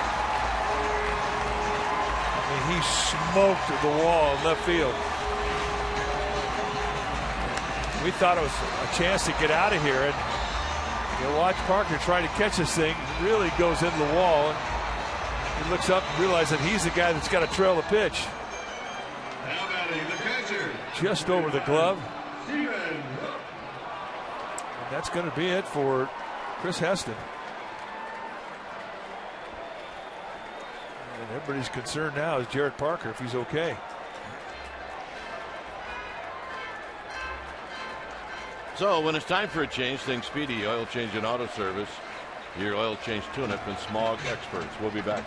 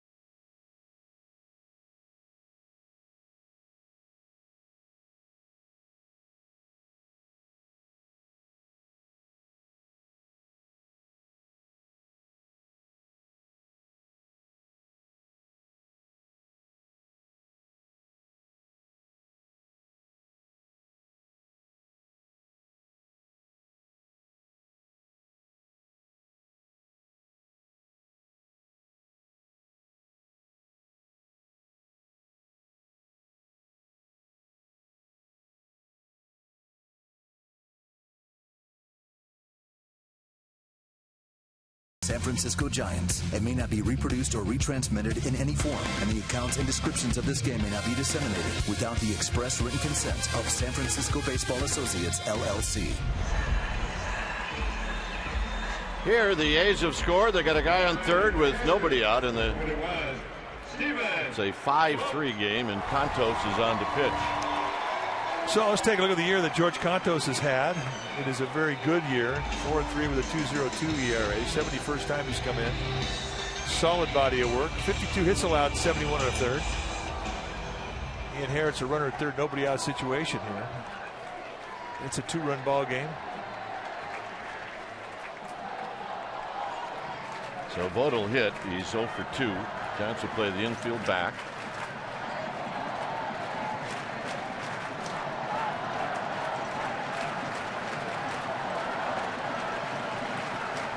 And a strike to Vogt.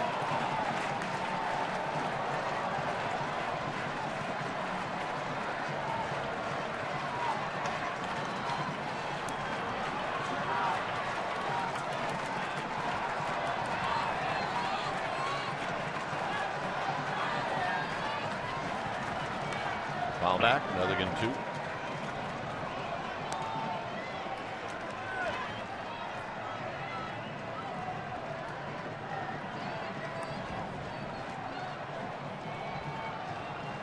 Five hits for the Giants, 3 hits for the A's.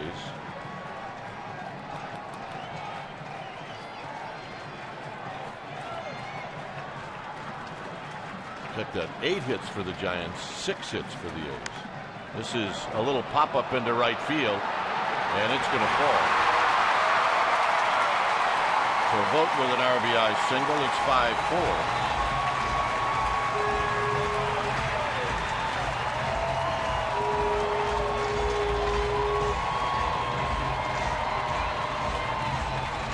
So you can close the book on Heston. Those 4 runs are all his. Number 16, Billy Butler.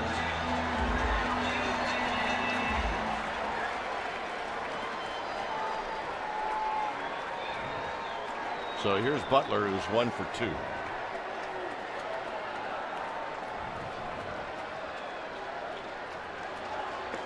And the pitch low, 1 ball and no strikes.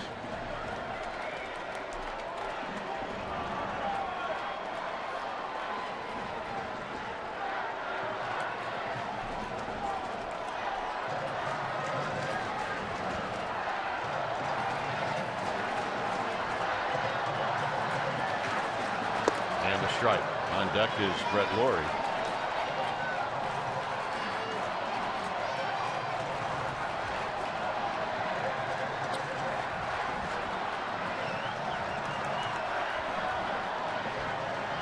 Contos has 2 pitches to get the ground ball. That hard slider and that good 2-seam fastball. Both put balls in the ground. But you got to get it down around the knees.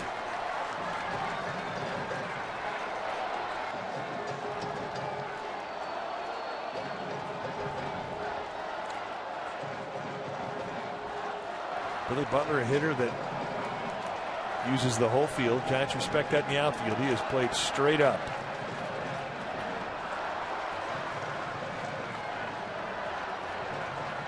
On a play.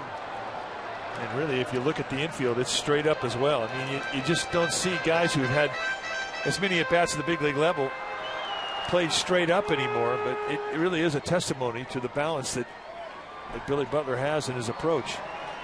I mean, that is straight up defense. And when you see it, it usually is a guy who's right out of the minor leagues you don't know much about. Not about an established veteran like Billy Butler.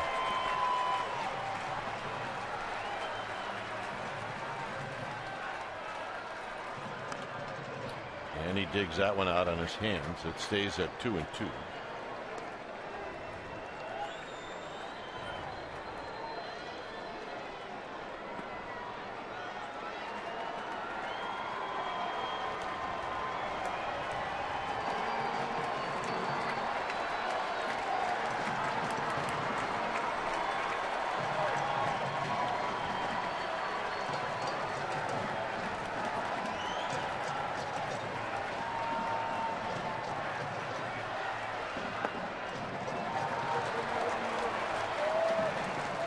3-2.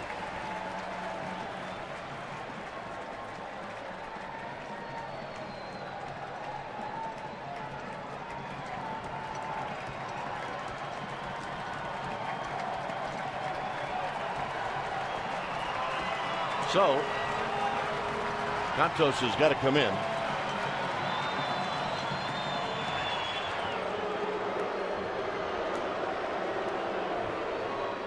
These games have just, you just don't feel safe with any lead. It's the way it's been the whole series. Teams have come back from big deficits. Both clubs have. Runner goes. Drive into center field. Pagan's got a beat on it. He'll put it away. Butler retired. 1 out. Butler hit it pretty good. And here's Brett Laurie.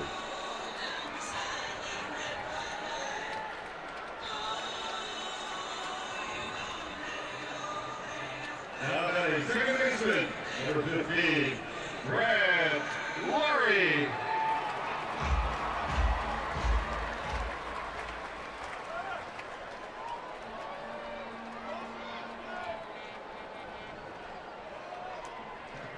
So here's Laurie, who's 1 for 2. On the ground to Duffy, foul.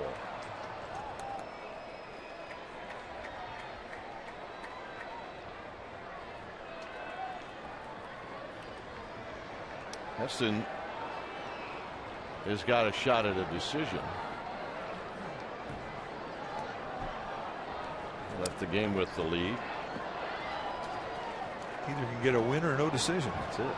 Not a bad spot to be in. Not a bad spot.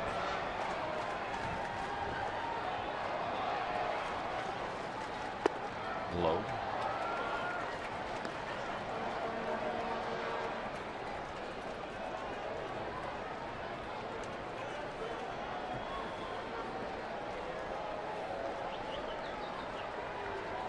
One ball, one strike.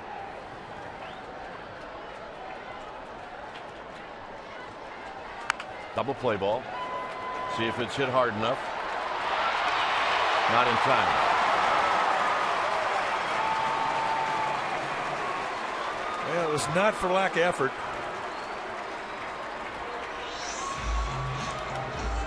Bruce Bochy's going to have Chad Chop and Sean Dunston take a look at this.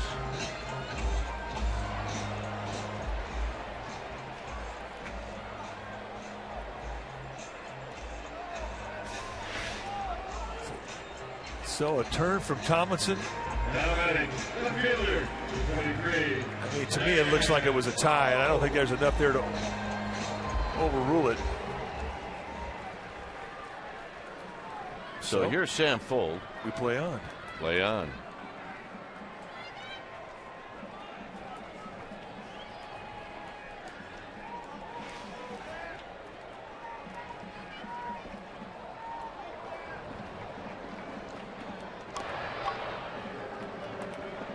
Who's got 5 steals. Giants will keep an eye on him.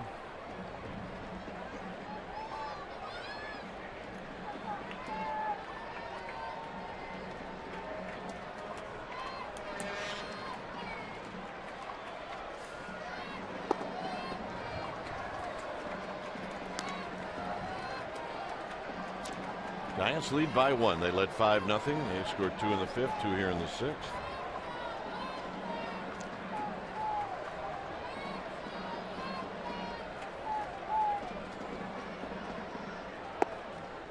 And he gets the call from Jim Wolf. Cutter on that outside corner. Pitcher strike.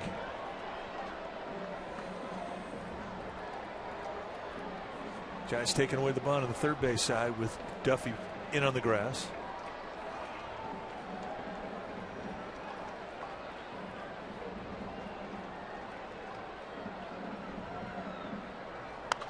Out of play.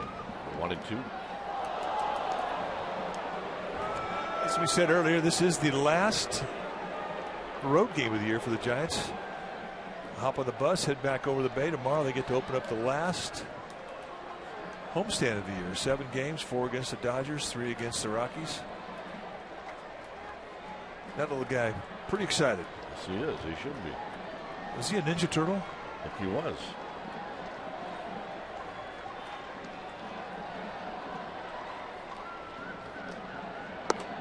Got him, and that'll end the inning. 7th inning, 1-run game.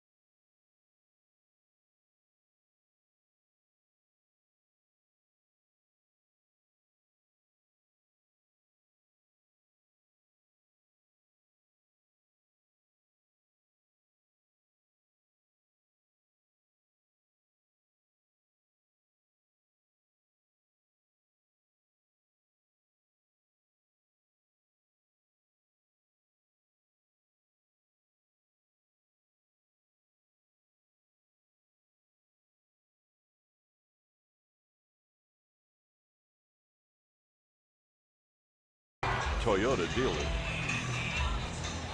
So Heston and Nolan, they're gone.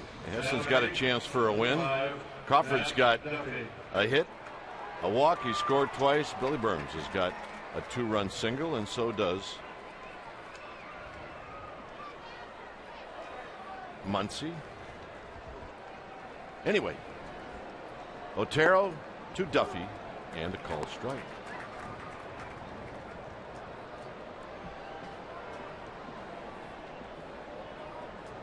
Duffy 1 for 3, singled in the first. Giants now need to add on a little bit.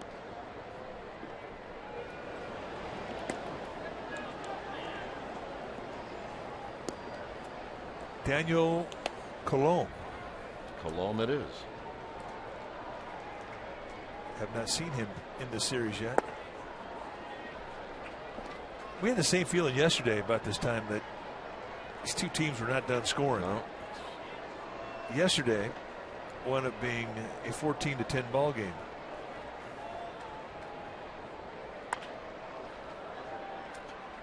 Muncy from deep third. Duffy retired. Well, September 30th is Full Clubhouse Night, a tribute to Full House. Your special event package will include a collector's edition Giants Full Clubhouse snow globe featuring the famous painted ladies near Alamo Square. And you get a ticket as the Giants will then take on the Dodgers. Go to sfgiants.com/special events.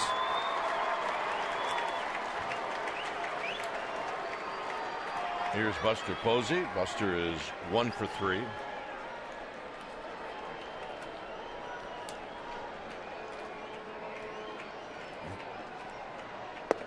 First pitch strike.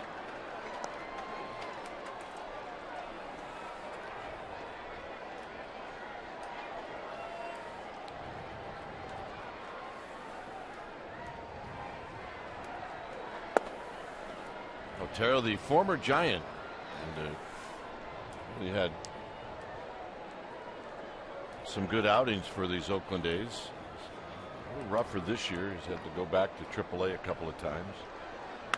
And Posey's got a base hit. Right back where it came from. Otero's kind of like Yusmeiro Petit. I mean, he can do everything for you out of the bullpen. He can even spot start if you need him. Long relief, go through the lineup one time. He can situational pitch. He can set up. He can even close. Bird is 0 for 3. Marlon Bird.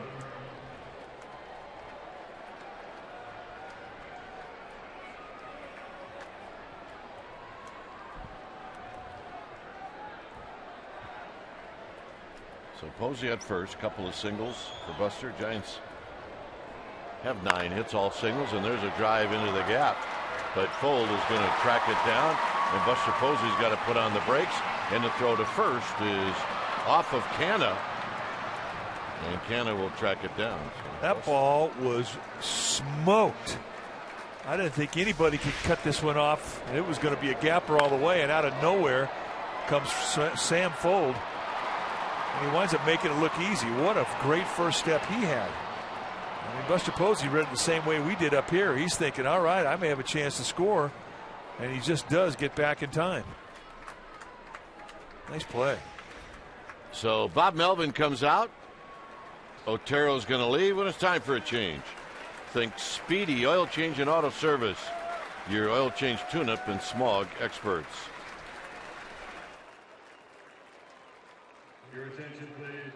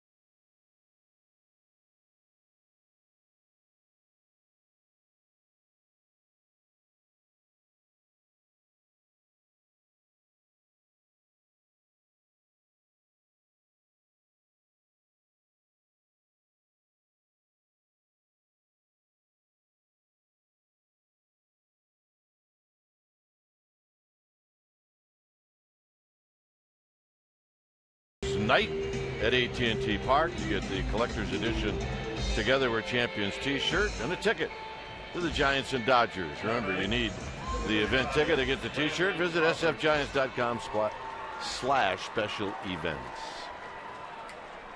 2 outs, and Parker at the plate. Daniel Coulombe, the new pitcher now for the A's. You may remember him early in the season pitching with the Dodgers. And this is what he has done. 14 innings, 13 hits, 11 strikeouts against 7 walks. 4-pitch guy.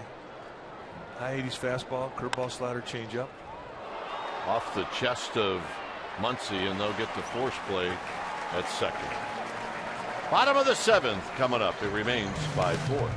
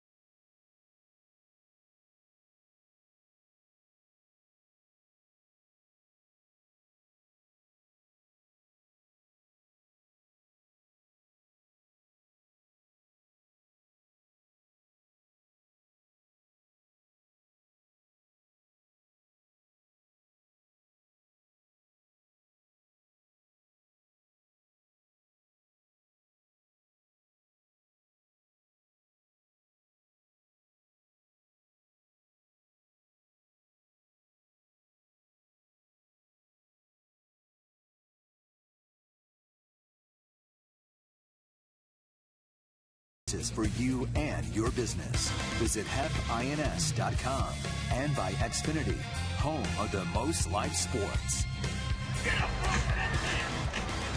Here in Oakland, it's a 5-4 lead for the Giants. Good, active, attitude crowd here at the Coliseum. As you well could imagine, a mixture of Giants and A's fans. All seem to be getting along very well. Well, it has been an entertaining weekend of baseball for the Giants and A's fans. And I think one of the highlights of this series over here is the take me out to the ball game as to who wins it. Because now they anticipate it. Simeon is 0 for 1 with a walk.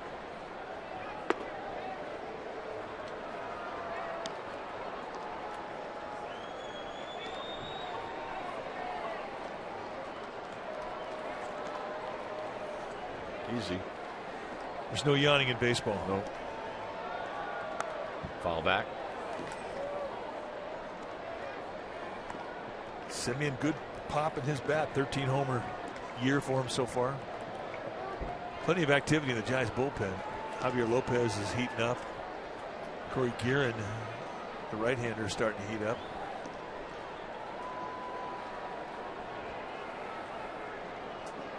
And that pitch is high.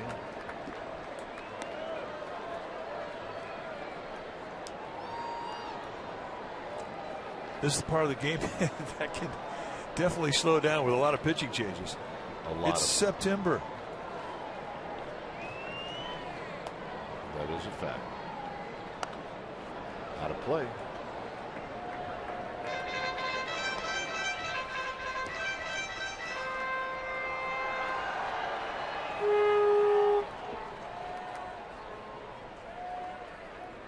Burns on deck, and then Kenna.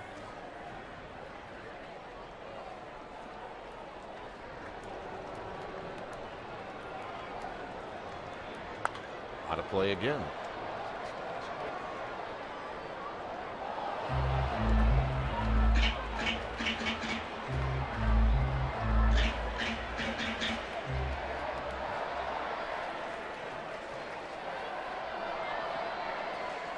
How about Dallas Keuchel, left-handed starter for the Astros today, took on Texas Rangers. I mean, this is a battle between the first and second place club.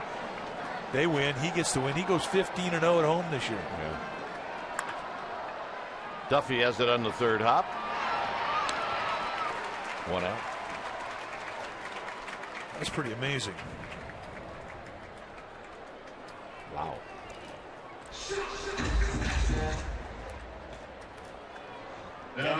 So here's Burns. Number 1, Billy Burns.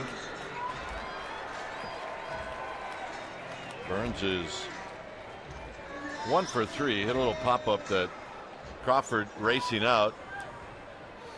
Tried the over-the-shoulder catch, and it just stayed in and out of his glove. Picked up 2 RBIs on that pop-up. Here he fouls it to the left, then out of play.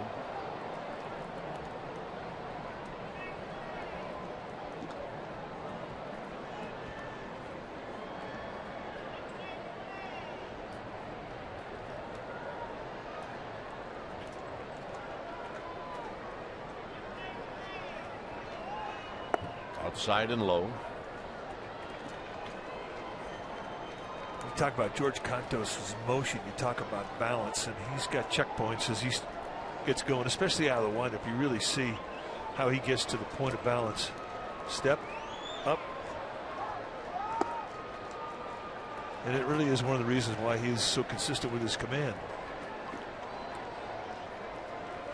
I mean, you could freeze him when he lifts that left leg up, and he could stand on that right leg forever.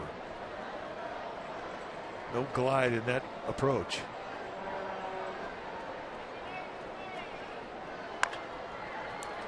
Donaldson's going to have to hurry. No chance. And the ball gets by Buster Posey. So the tying run will be at second. Well, you called it. He was going to have to hurry. There was very little backswing at all in the swing from Billy Burns, and in that he got out of the batter's box quickly. He was on the move.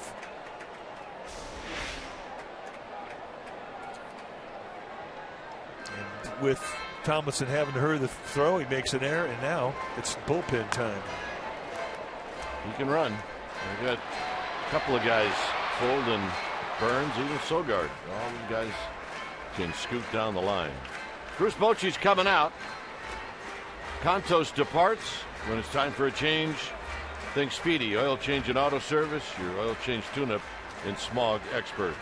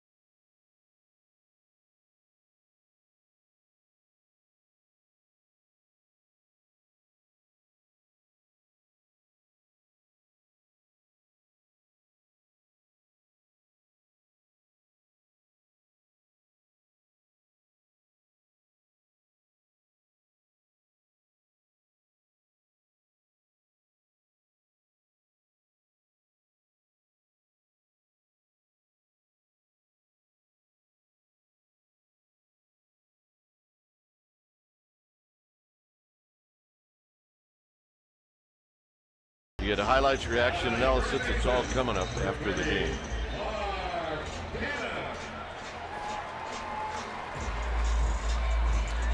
Corey Guerin is the new pitcher.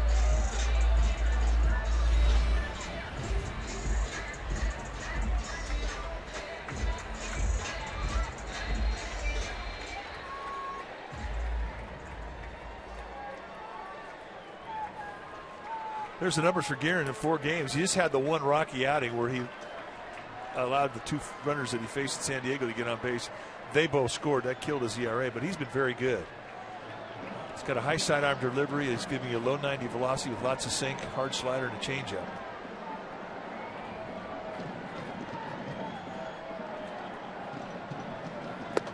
And a strike, and Guerin and Tomlinson are going to have to keep an eye on Billy Burns.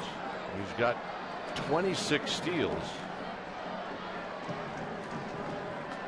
Yeah, this guy's got a lot of cattle as far as I'm concerned. Yeah, I agree with you. He's got the look. He's got the look.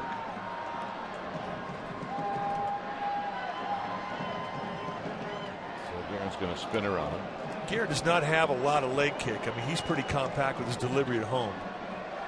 An unusual way that he gets his glove set before he comes to a stop. He kind of ratchets it down into the position with his hands come together right above the belt.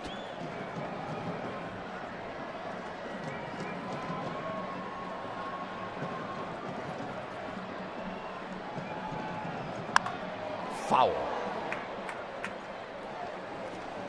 People say, well, what's the difference between a high sidearm and a low 3/4 delivery? About 5 to 7 degrees. And he's a high sidearmer. He's fought back from Tommy John surgery. Really now just starting to really get his strength back.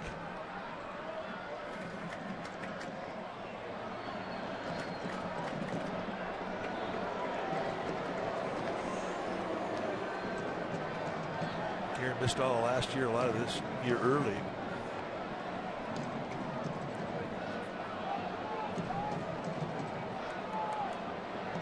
And a high sidearm delivery can be stressful on your elbow if you don't get that elbow up above your shoulder.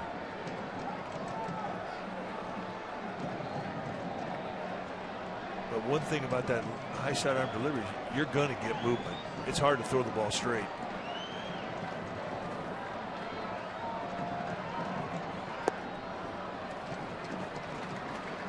One and two. Burns at second. He represents the tying run.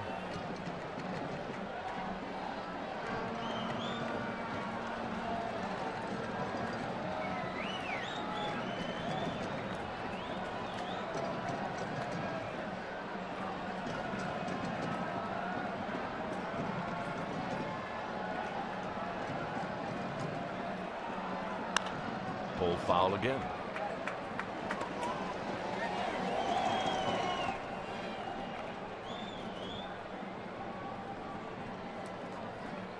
Canna's had two pretty good pitches to hit, two hanging sliders that have been right up there out over the middle of the play at the belt.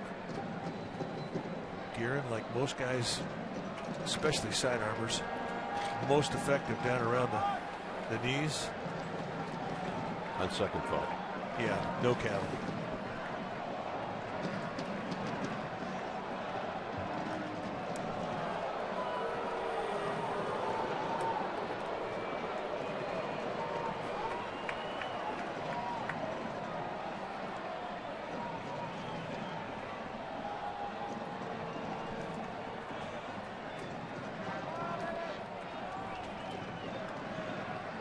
So it's 1-2. Canna and Guerin, and the pitch on the ground to Duffy. Duffy smothers it and he throws him out. That's a do-or-die play made nicely by Matt Duffy. There was nothing easy about that ground ball.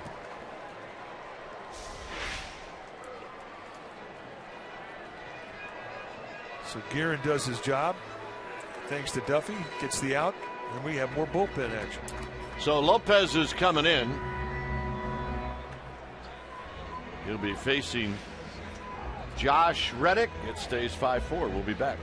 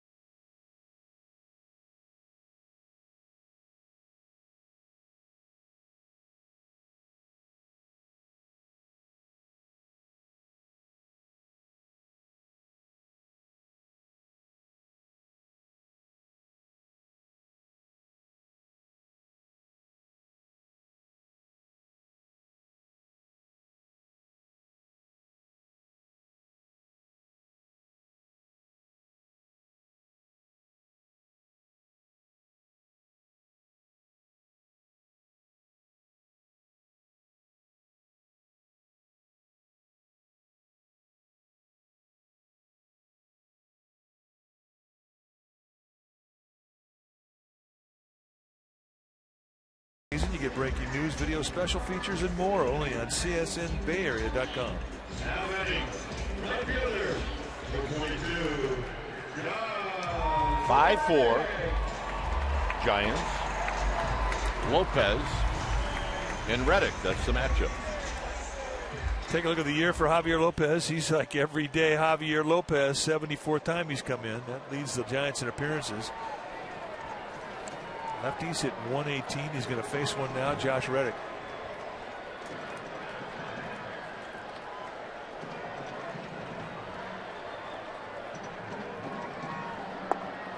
Low and away. Another lefty on deck, Muncy.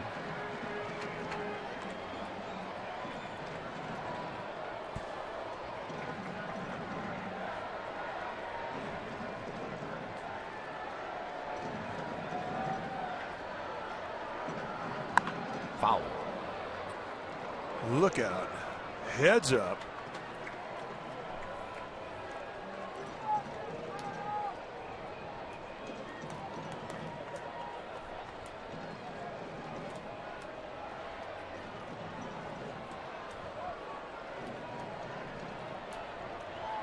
All right, she's got it. That's where it should be. So Lopez falls behind, 2 balls and 1 strike.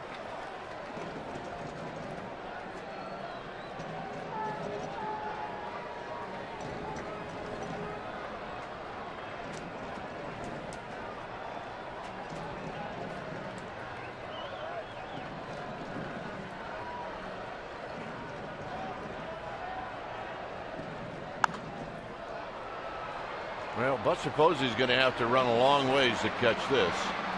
And actually getting closer to it than Buster was Marlon Byrd. Well, I don't know too many first basemen have the range to get out there. Plus, you got to run to an area where you know, for Posey, I mean, he didn't play over here, so it is kind of uncharted territory. And with Byrd playing over towards right center, it's just no chance. So Reddick lives to see another pitch.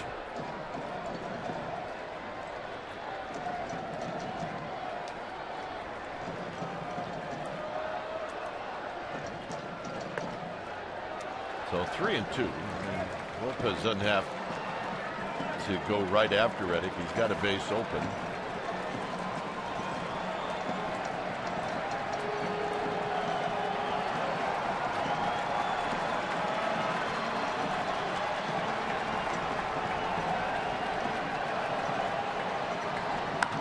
Popped him up. Crawford underneath it. Crawford does the pop-up dance, and that'll end the inning.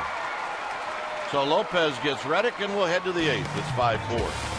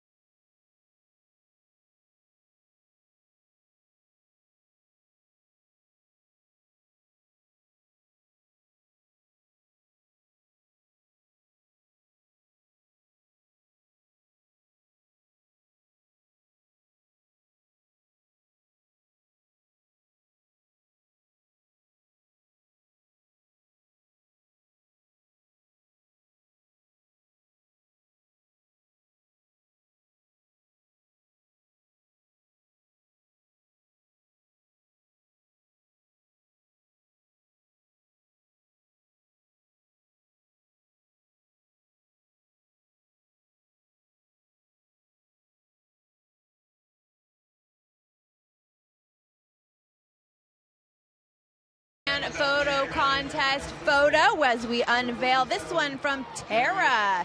First game for Jay and Madison. What a great looking family. We love this contest. What do you got? Send us your photo, tweet it, hashtag CSNBA data. Strong fan. Dwayne, get on Twitter. Do it. Here's Parker. He's thinking about it. Yeah, I am thinking about it. All right, I'm done thinking about it. That was quick. Parker is singled, he's walked, and he's struck out.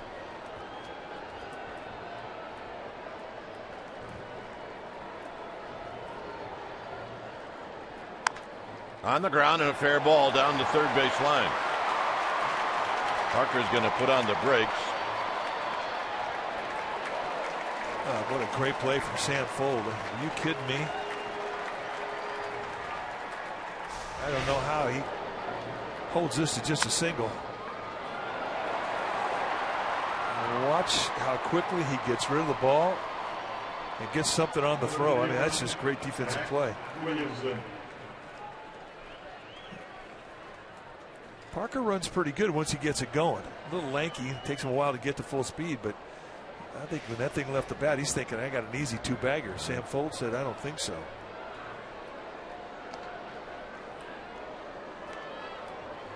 So here's Williamson.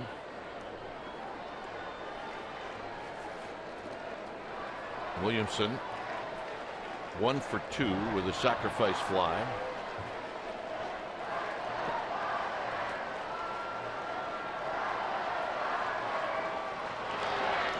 Weirdest move, the first I've ever seen.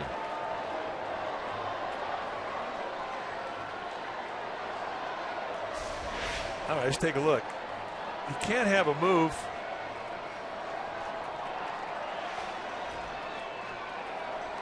that just doesn't impress anybody, and that's it right there. On the ground and a base hit. Well, it looked like one of those moves that was called by somebody else, and it's like, all right, well, if you're going to make me, then I will. Here, there you go. Mujica, the right-hander. Edward Mujica. Now batting, number 56, Trevor Brown. So here's Trevor Brown.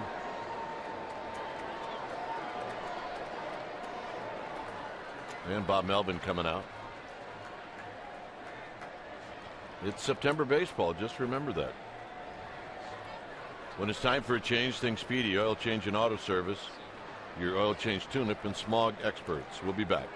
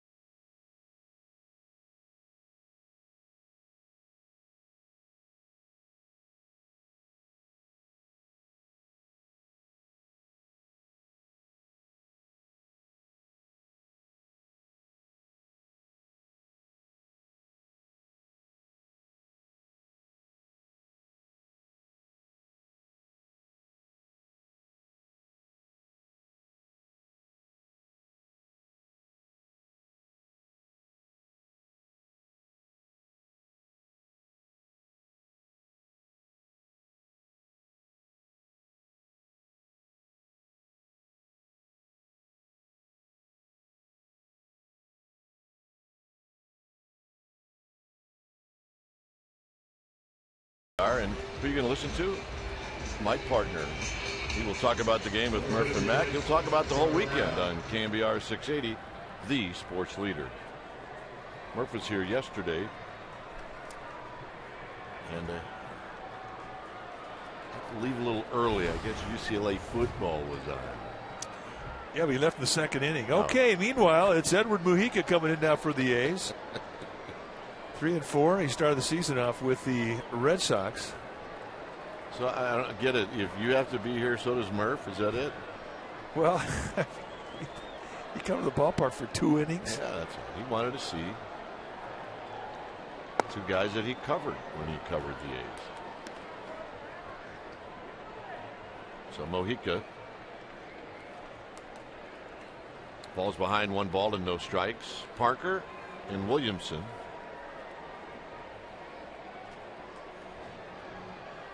Are aboard. See if Brown squares up the bunt, and he takes outside and low 2-0. Mujica's a sinker baller. He's got good velocity in his sink. It'll go low to mid 90s. Hard slider and a split. But he's got a lot of stuff. The gets beat in the ground, which is why he's in this situation. That's what Bob Melvin's looking for.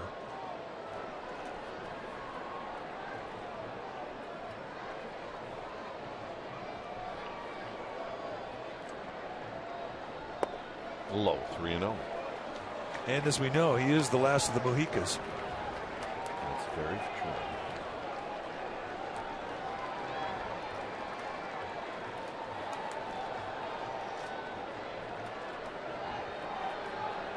Angel Pagan getting his game face ready. Nobody else in the bullpen. And a strike, so it's 3-1. I think he had no intention of bunting that. He's just showing bunt. Absolutely. Trying to distract Mojica. Didn't work.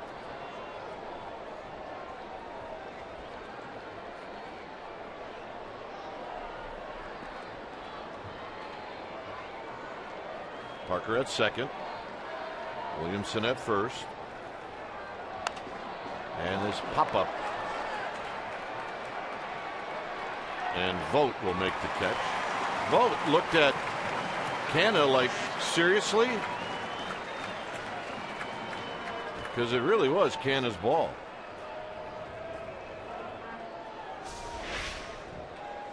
Watch the look. Yeah. Oh. Where are you? Number 16. Not an easy pop-up. Hey, it's Northern California. They're not supposed to be easy. So here's Pagan.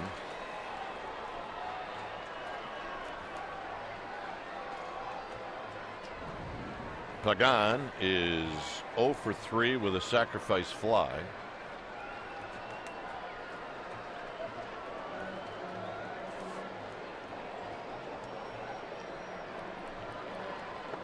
Low, 1-0.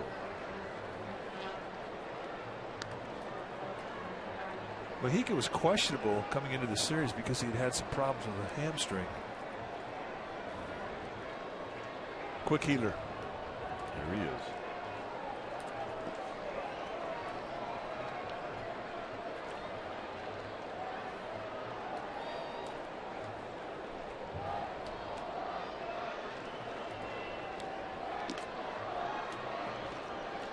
Strickland in the Giants bullpen. He'll be next. Maybe.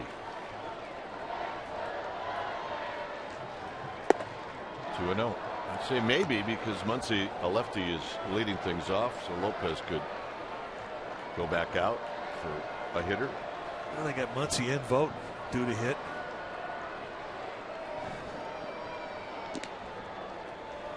Pagan will lean on something here. It's 2-0.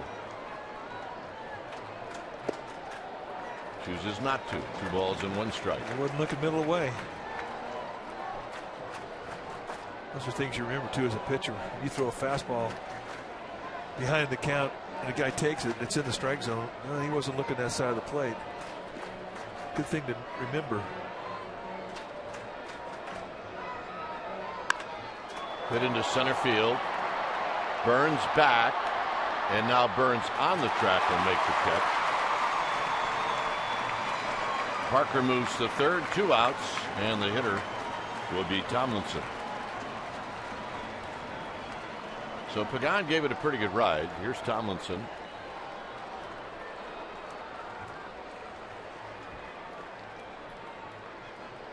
Number 37, Kelby Tomlinson. Tomlinson 2 hits in his first 2 at bats.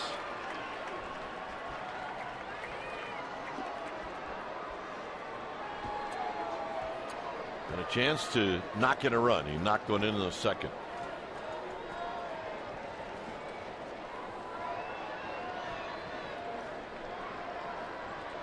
Swing. You're going to foul. Held on by Vogt. No balls and 1 strike. There's Strickland.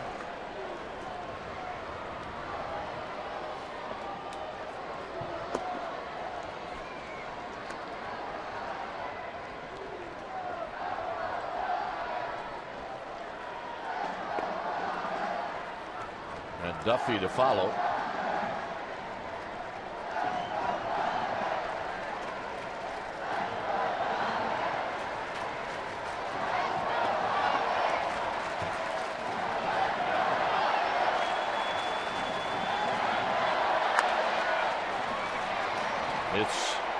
Muncy or Simeon, and that will end the inning. Giants strand a pair, bottom of the 8th coming up.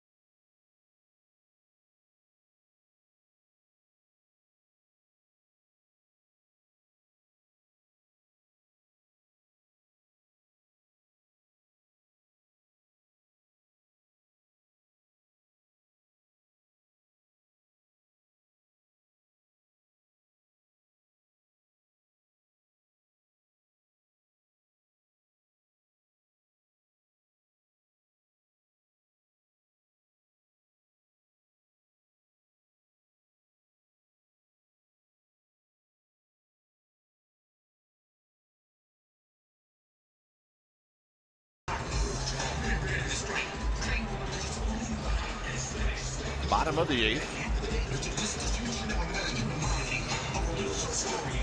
And Bruce Bochy's coming out after Bob Melvin made a move with Smolinski. Number 5, Jake Smolinski. So, with Smolinski being introduced, it'll be Strickland that's coming in. When it's time for a change, think Speedy Oil Change and Auto Service, your oil change tune-up and smog experts.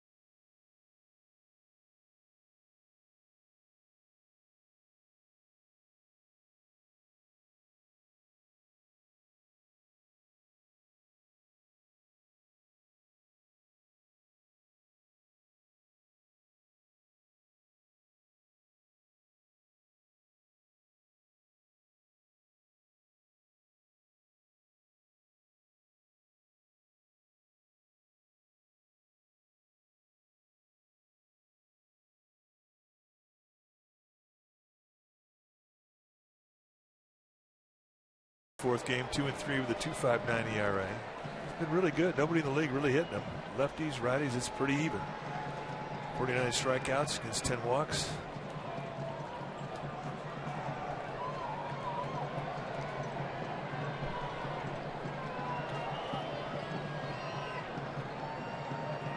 So Sogard takes a strike.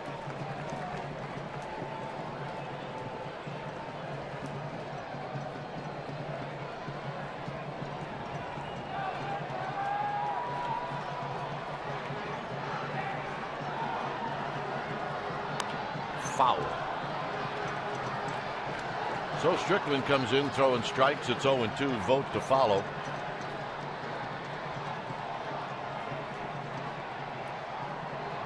Another week of baseball in the big leagues for Tim Hudson. His last week.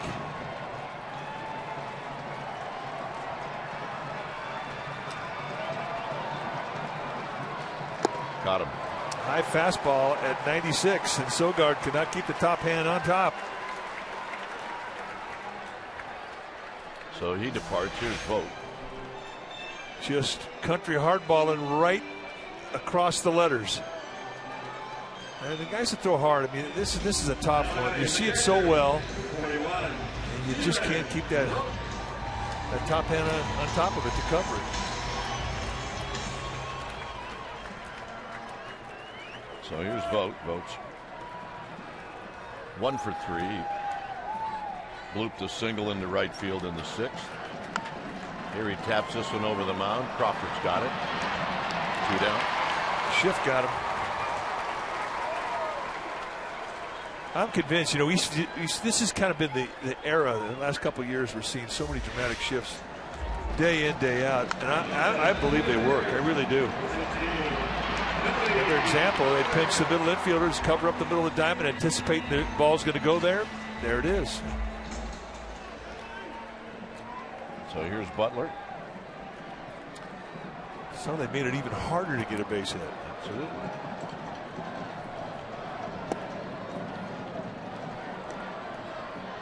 I mean, really, the only time you notice the shift now is when a guy completely hits against it.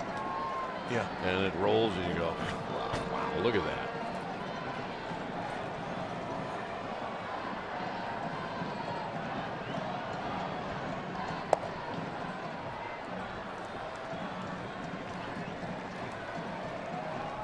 Butler flied out to deep center field in the 6th. But baseball continues to evolve, and one of the things that has evolved is the amount of data that they have is now being processed and being applied. This is nothing really new here. This is the last several years, but it continues to get refined every year. Getting more usable information and applying it, especially defensively.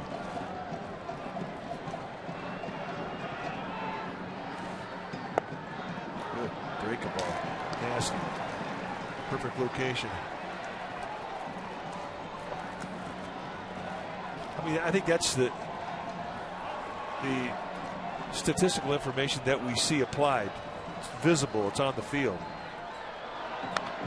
Out of play. I mean, there's a lot of other evaluation through data that is used in assessing players' abilities, how they plug into your system. That you don't often see. But as far as defense is concerned, it's right out there for fans to take a look at. Very interesting stuff. Unless you're the guy that hits into it, you lose a hit. Or hits into it 3 times. And loses 3 hits.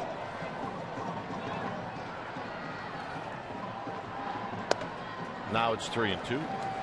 So the best pitches he's thrown to Butler have been that slider. We'll see if he goes with that 3-2.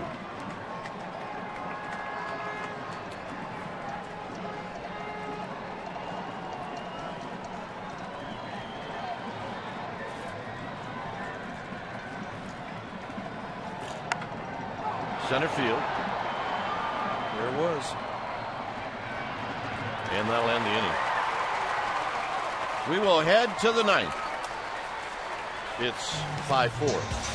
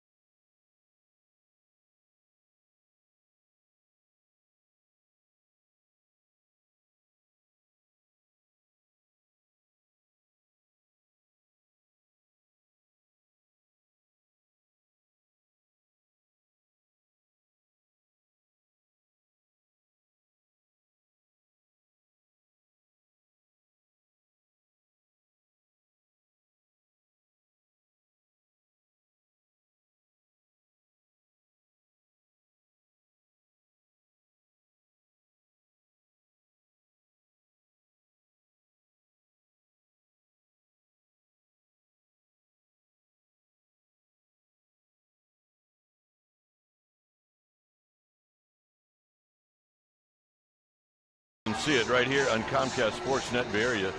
Pregame live will be at 6:30, and we'll have the game for you right at the top of the hour. Should be fun tomorrow. It'll be Jake Peavy against Zach Greinke.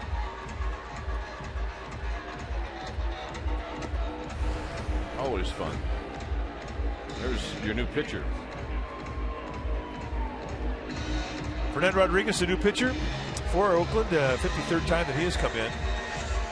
Low to mid-90s with the fastball velocity. He will sink and cut it. He's got a curveball, slider, and a changeup. 4 pitches that you would normally see from a starter.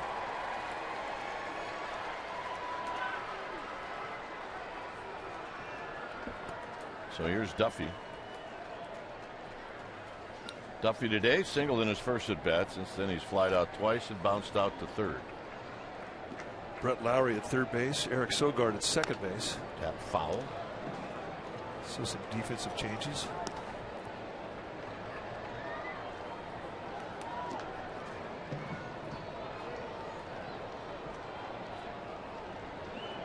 Posey to follow, and then Bird.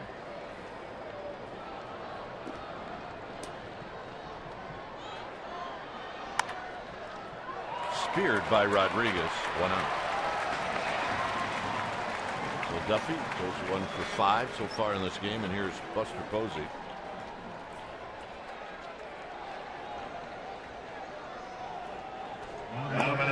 Santiago Casilla will pitch the 9th inning, finishing off his warm-up throws in the Giants bullpen.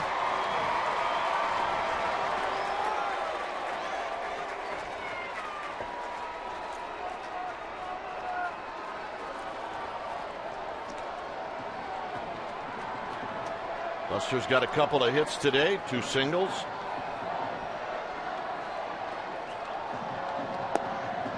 And here he takes a strike.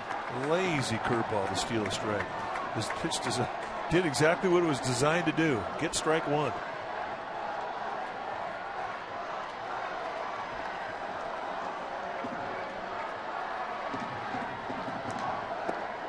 Want to know? Or make it 1 ball and 1 strike.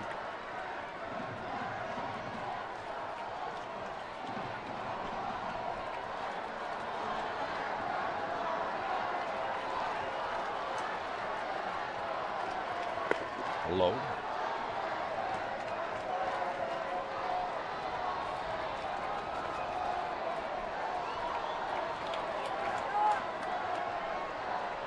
Five, 4. Giants 11 hits.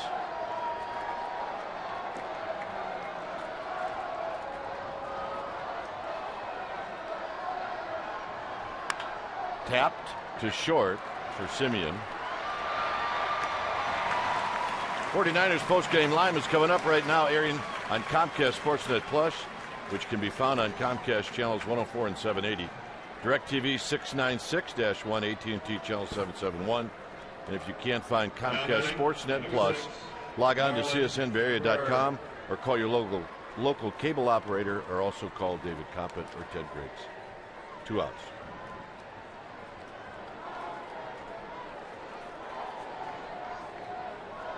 So here's Bird. Bird is 0 for 4. He did hit the ball hard a couple of times. Got nothing to show for it.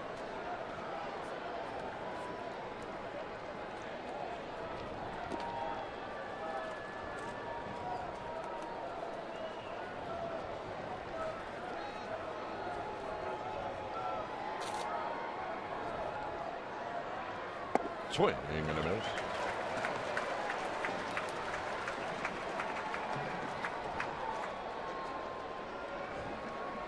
Well, one thing, we thought there'd be more scoring in this ball game, and it has held steady at 5-4. Bullpens have come in and done a nice job for both clubs.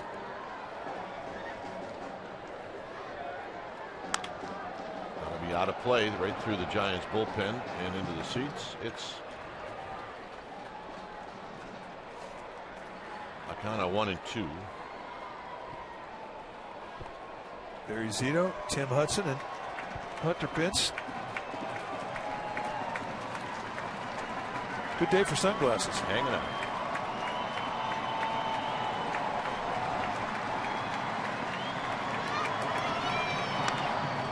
Little pop up. And more of a fly ball that Reddick runs down, and that'll end the inning. So we'll go to the ninth. Casillas coming in. It's 5-4 Giants.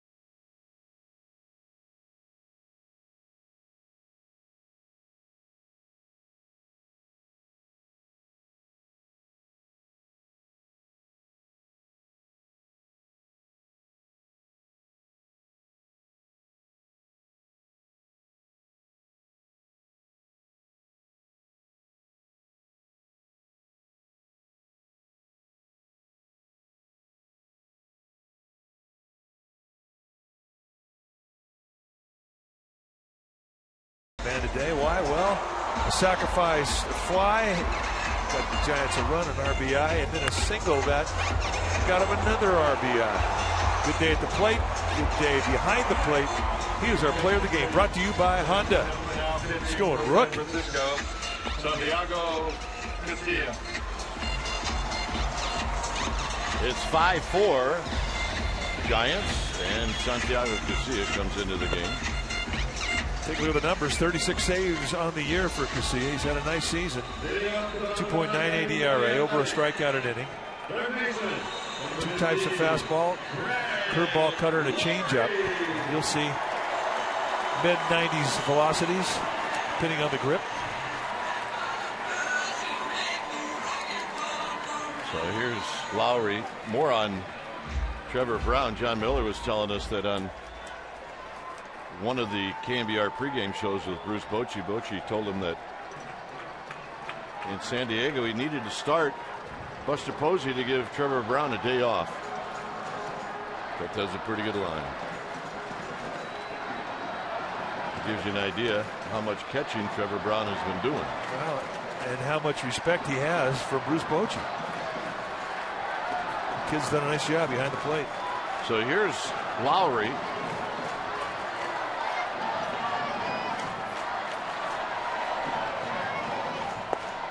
Lowry, who rarely just takes him down the middle of the plate, does, and it's 0-1. He's going to try and tie this game up. He's got power. 16 homers on the year.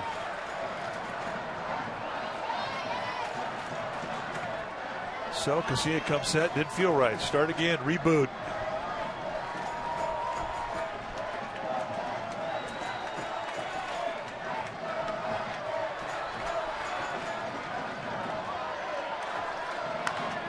Center field. Pagan back, and Pagan reaches up, and he makes the catch. Not an easy play because of the sun. Kind of a hazy day, but all of a sudden it has gotten bright out straightaway center, and that's what Pagan is looking into, the right sun behind home plate. Big out. I'm not sure that he had that 100% at all. So here's Sam Fuld, who's 0 for 3.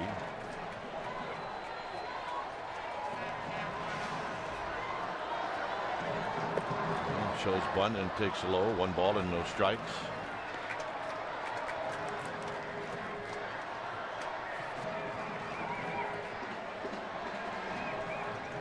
Coco Crisp has come out on deck.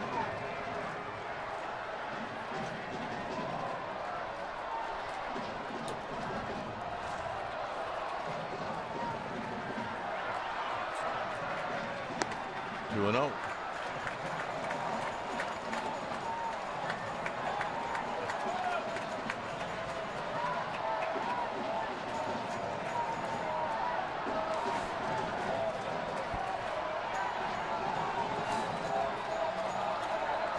So, Garcia's got to come in.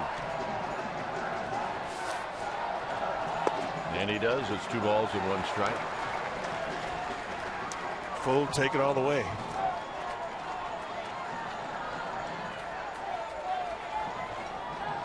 A little added pressure when you're pitching to a guy like Fold, because you can't walk him. You have to make him swing the bat. You're not thinking about home runs, but you are thinking about if he gets on base by way of the walk, he could steal. And a call strike. And Fold does not agree.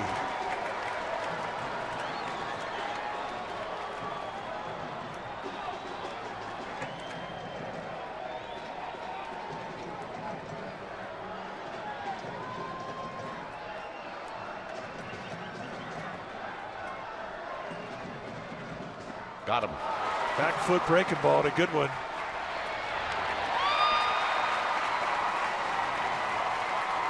So nice use of the curveball from Garcia to get the second and the third strike.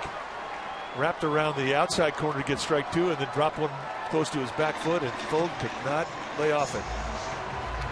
So here's Coco Chris. Your attention, please, ladies and gentlemen. For the Athletics, batting for second, number 4, Coco Chris.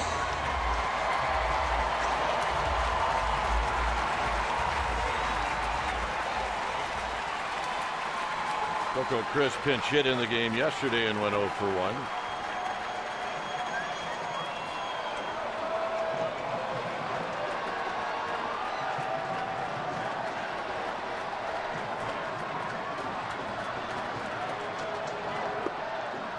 Breaking ball misses. 1 ball and no strikes. Crisp has battled injuries all year. He's got another year on his contract with Oakland. He'll be back next year.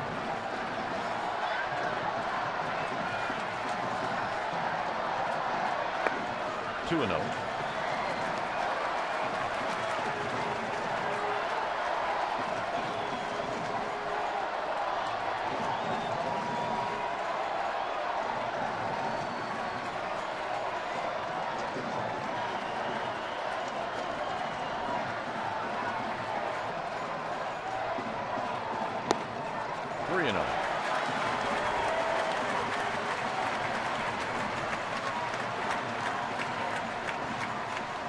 So Garcia takes a little bit of a walk. Try and refocus. Vision getting in that strike zone. Since 2010, the Giants just 3-12 in this ballpark against the A's. It's been a tough place for them to win.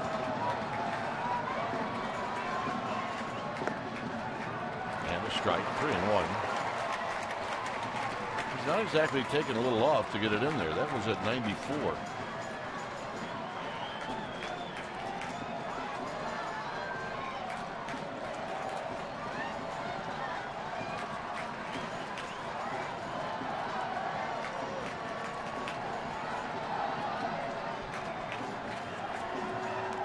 Giants trying to win a series on the road. They haven't done that since the first week of August.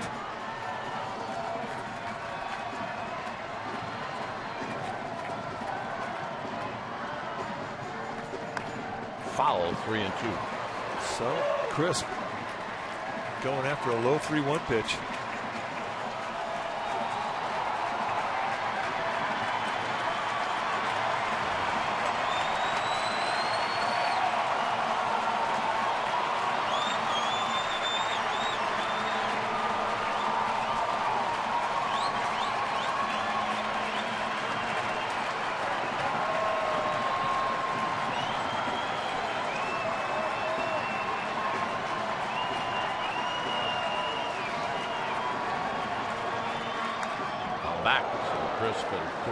Good rip at it. He wouldn't swing for a single there. It was not.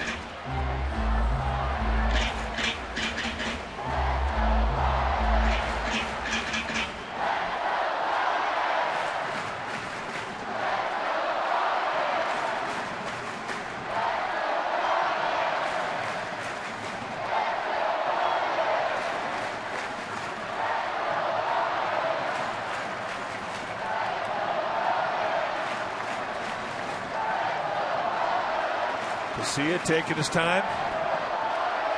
Kind of absorbing strength from the "Let's Go Giants" chant. And here we go. And the walk. So a nice at bat as Chris keep things alive.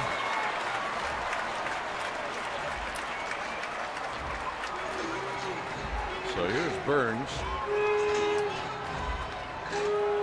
Now batting center fielder, number 1, Billy Burns.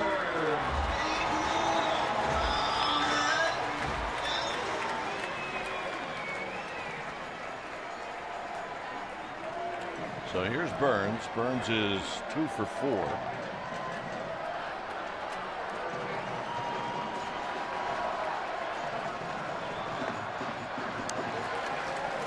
And he's not going to help you. Very selective, knows the strike zone, very disciplined to it.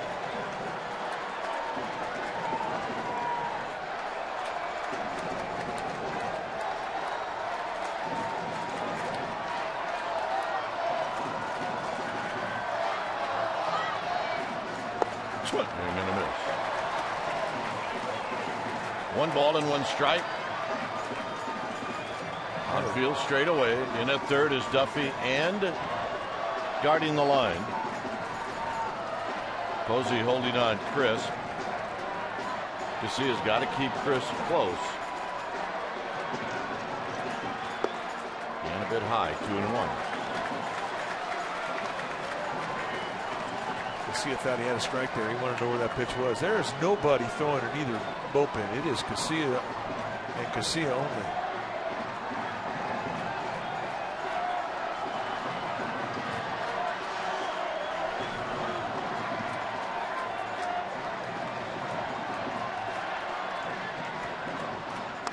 Out of play, 2-2. Good location of the fastball there. Took away his legs.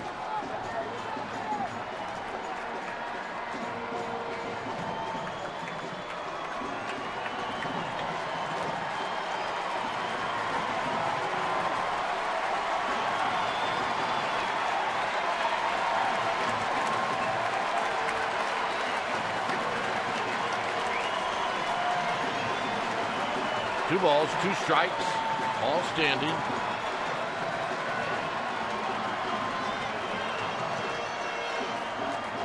Chris goes, swing and a miss, and that's the ball game.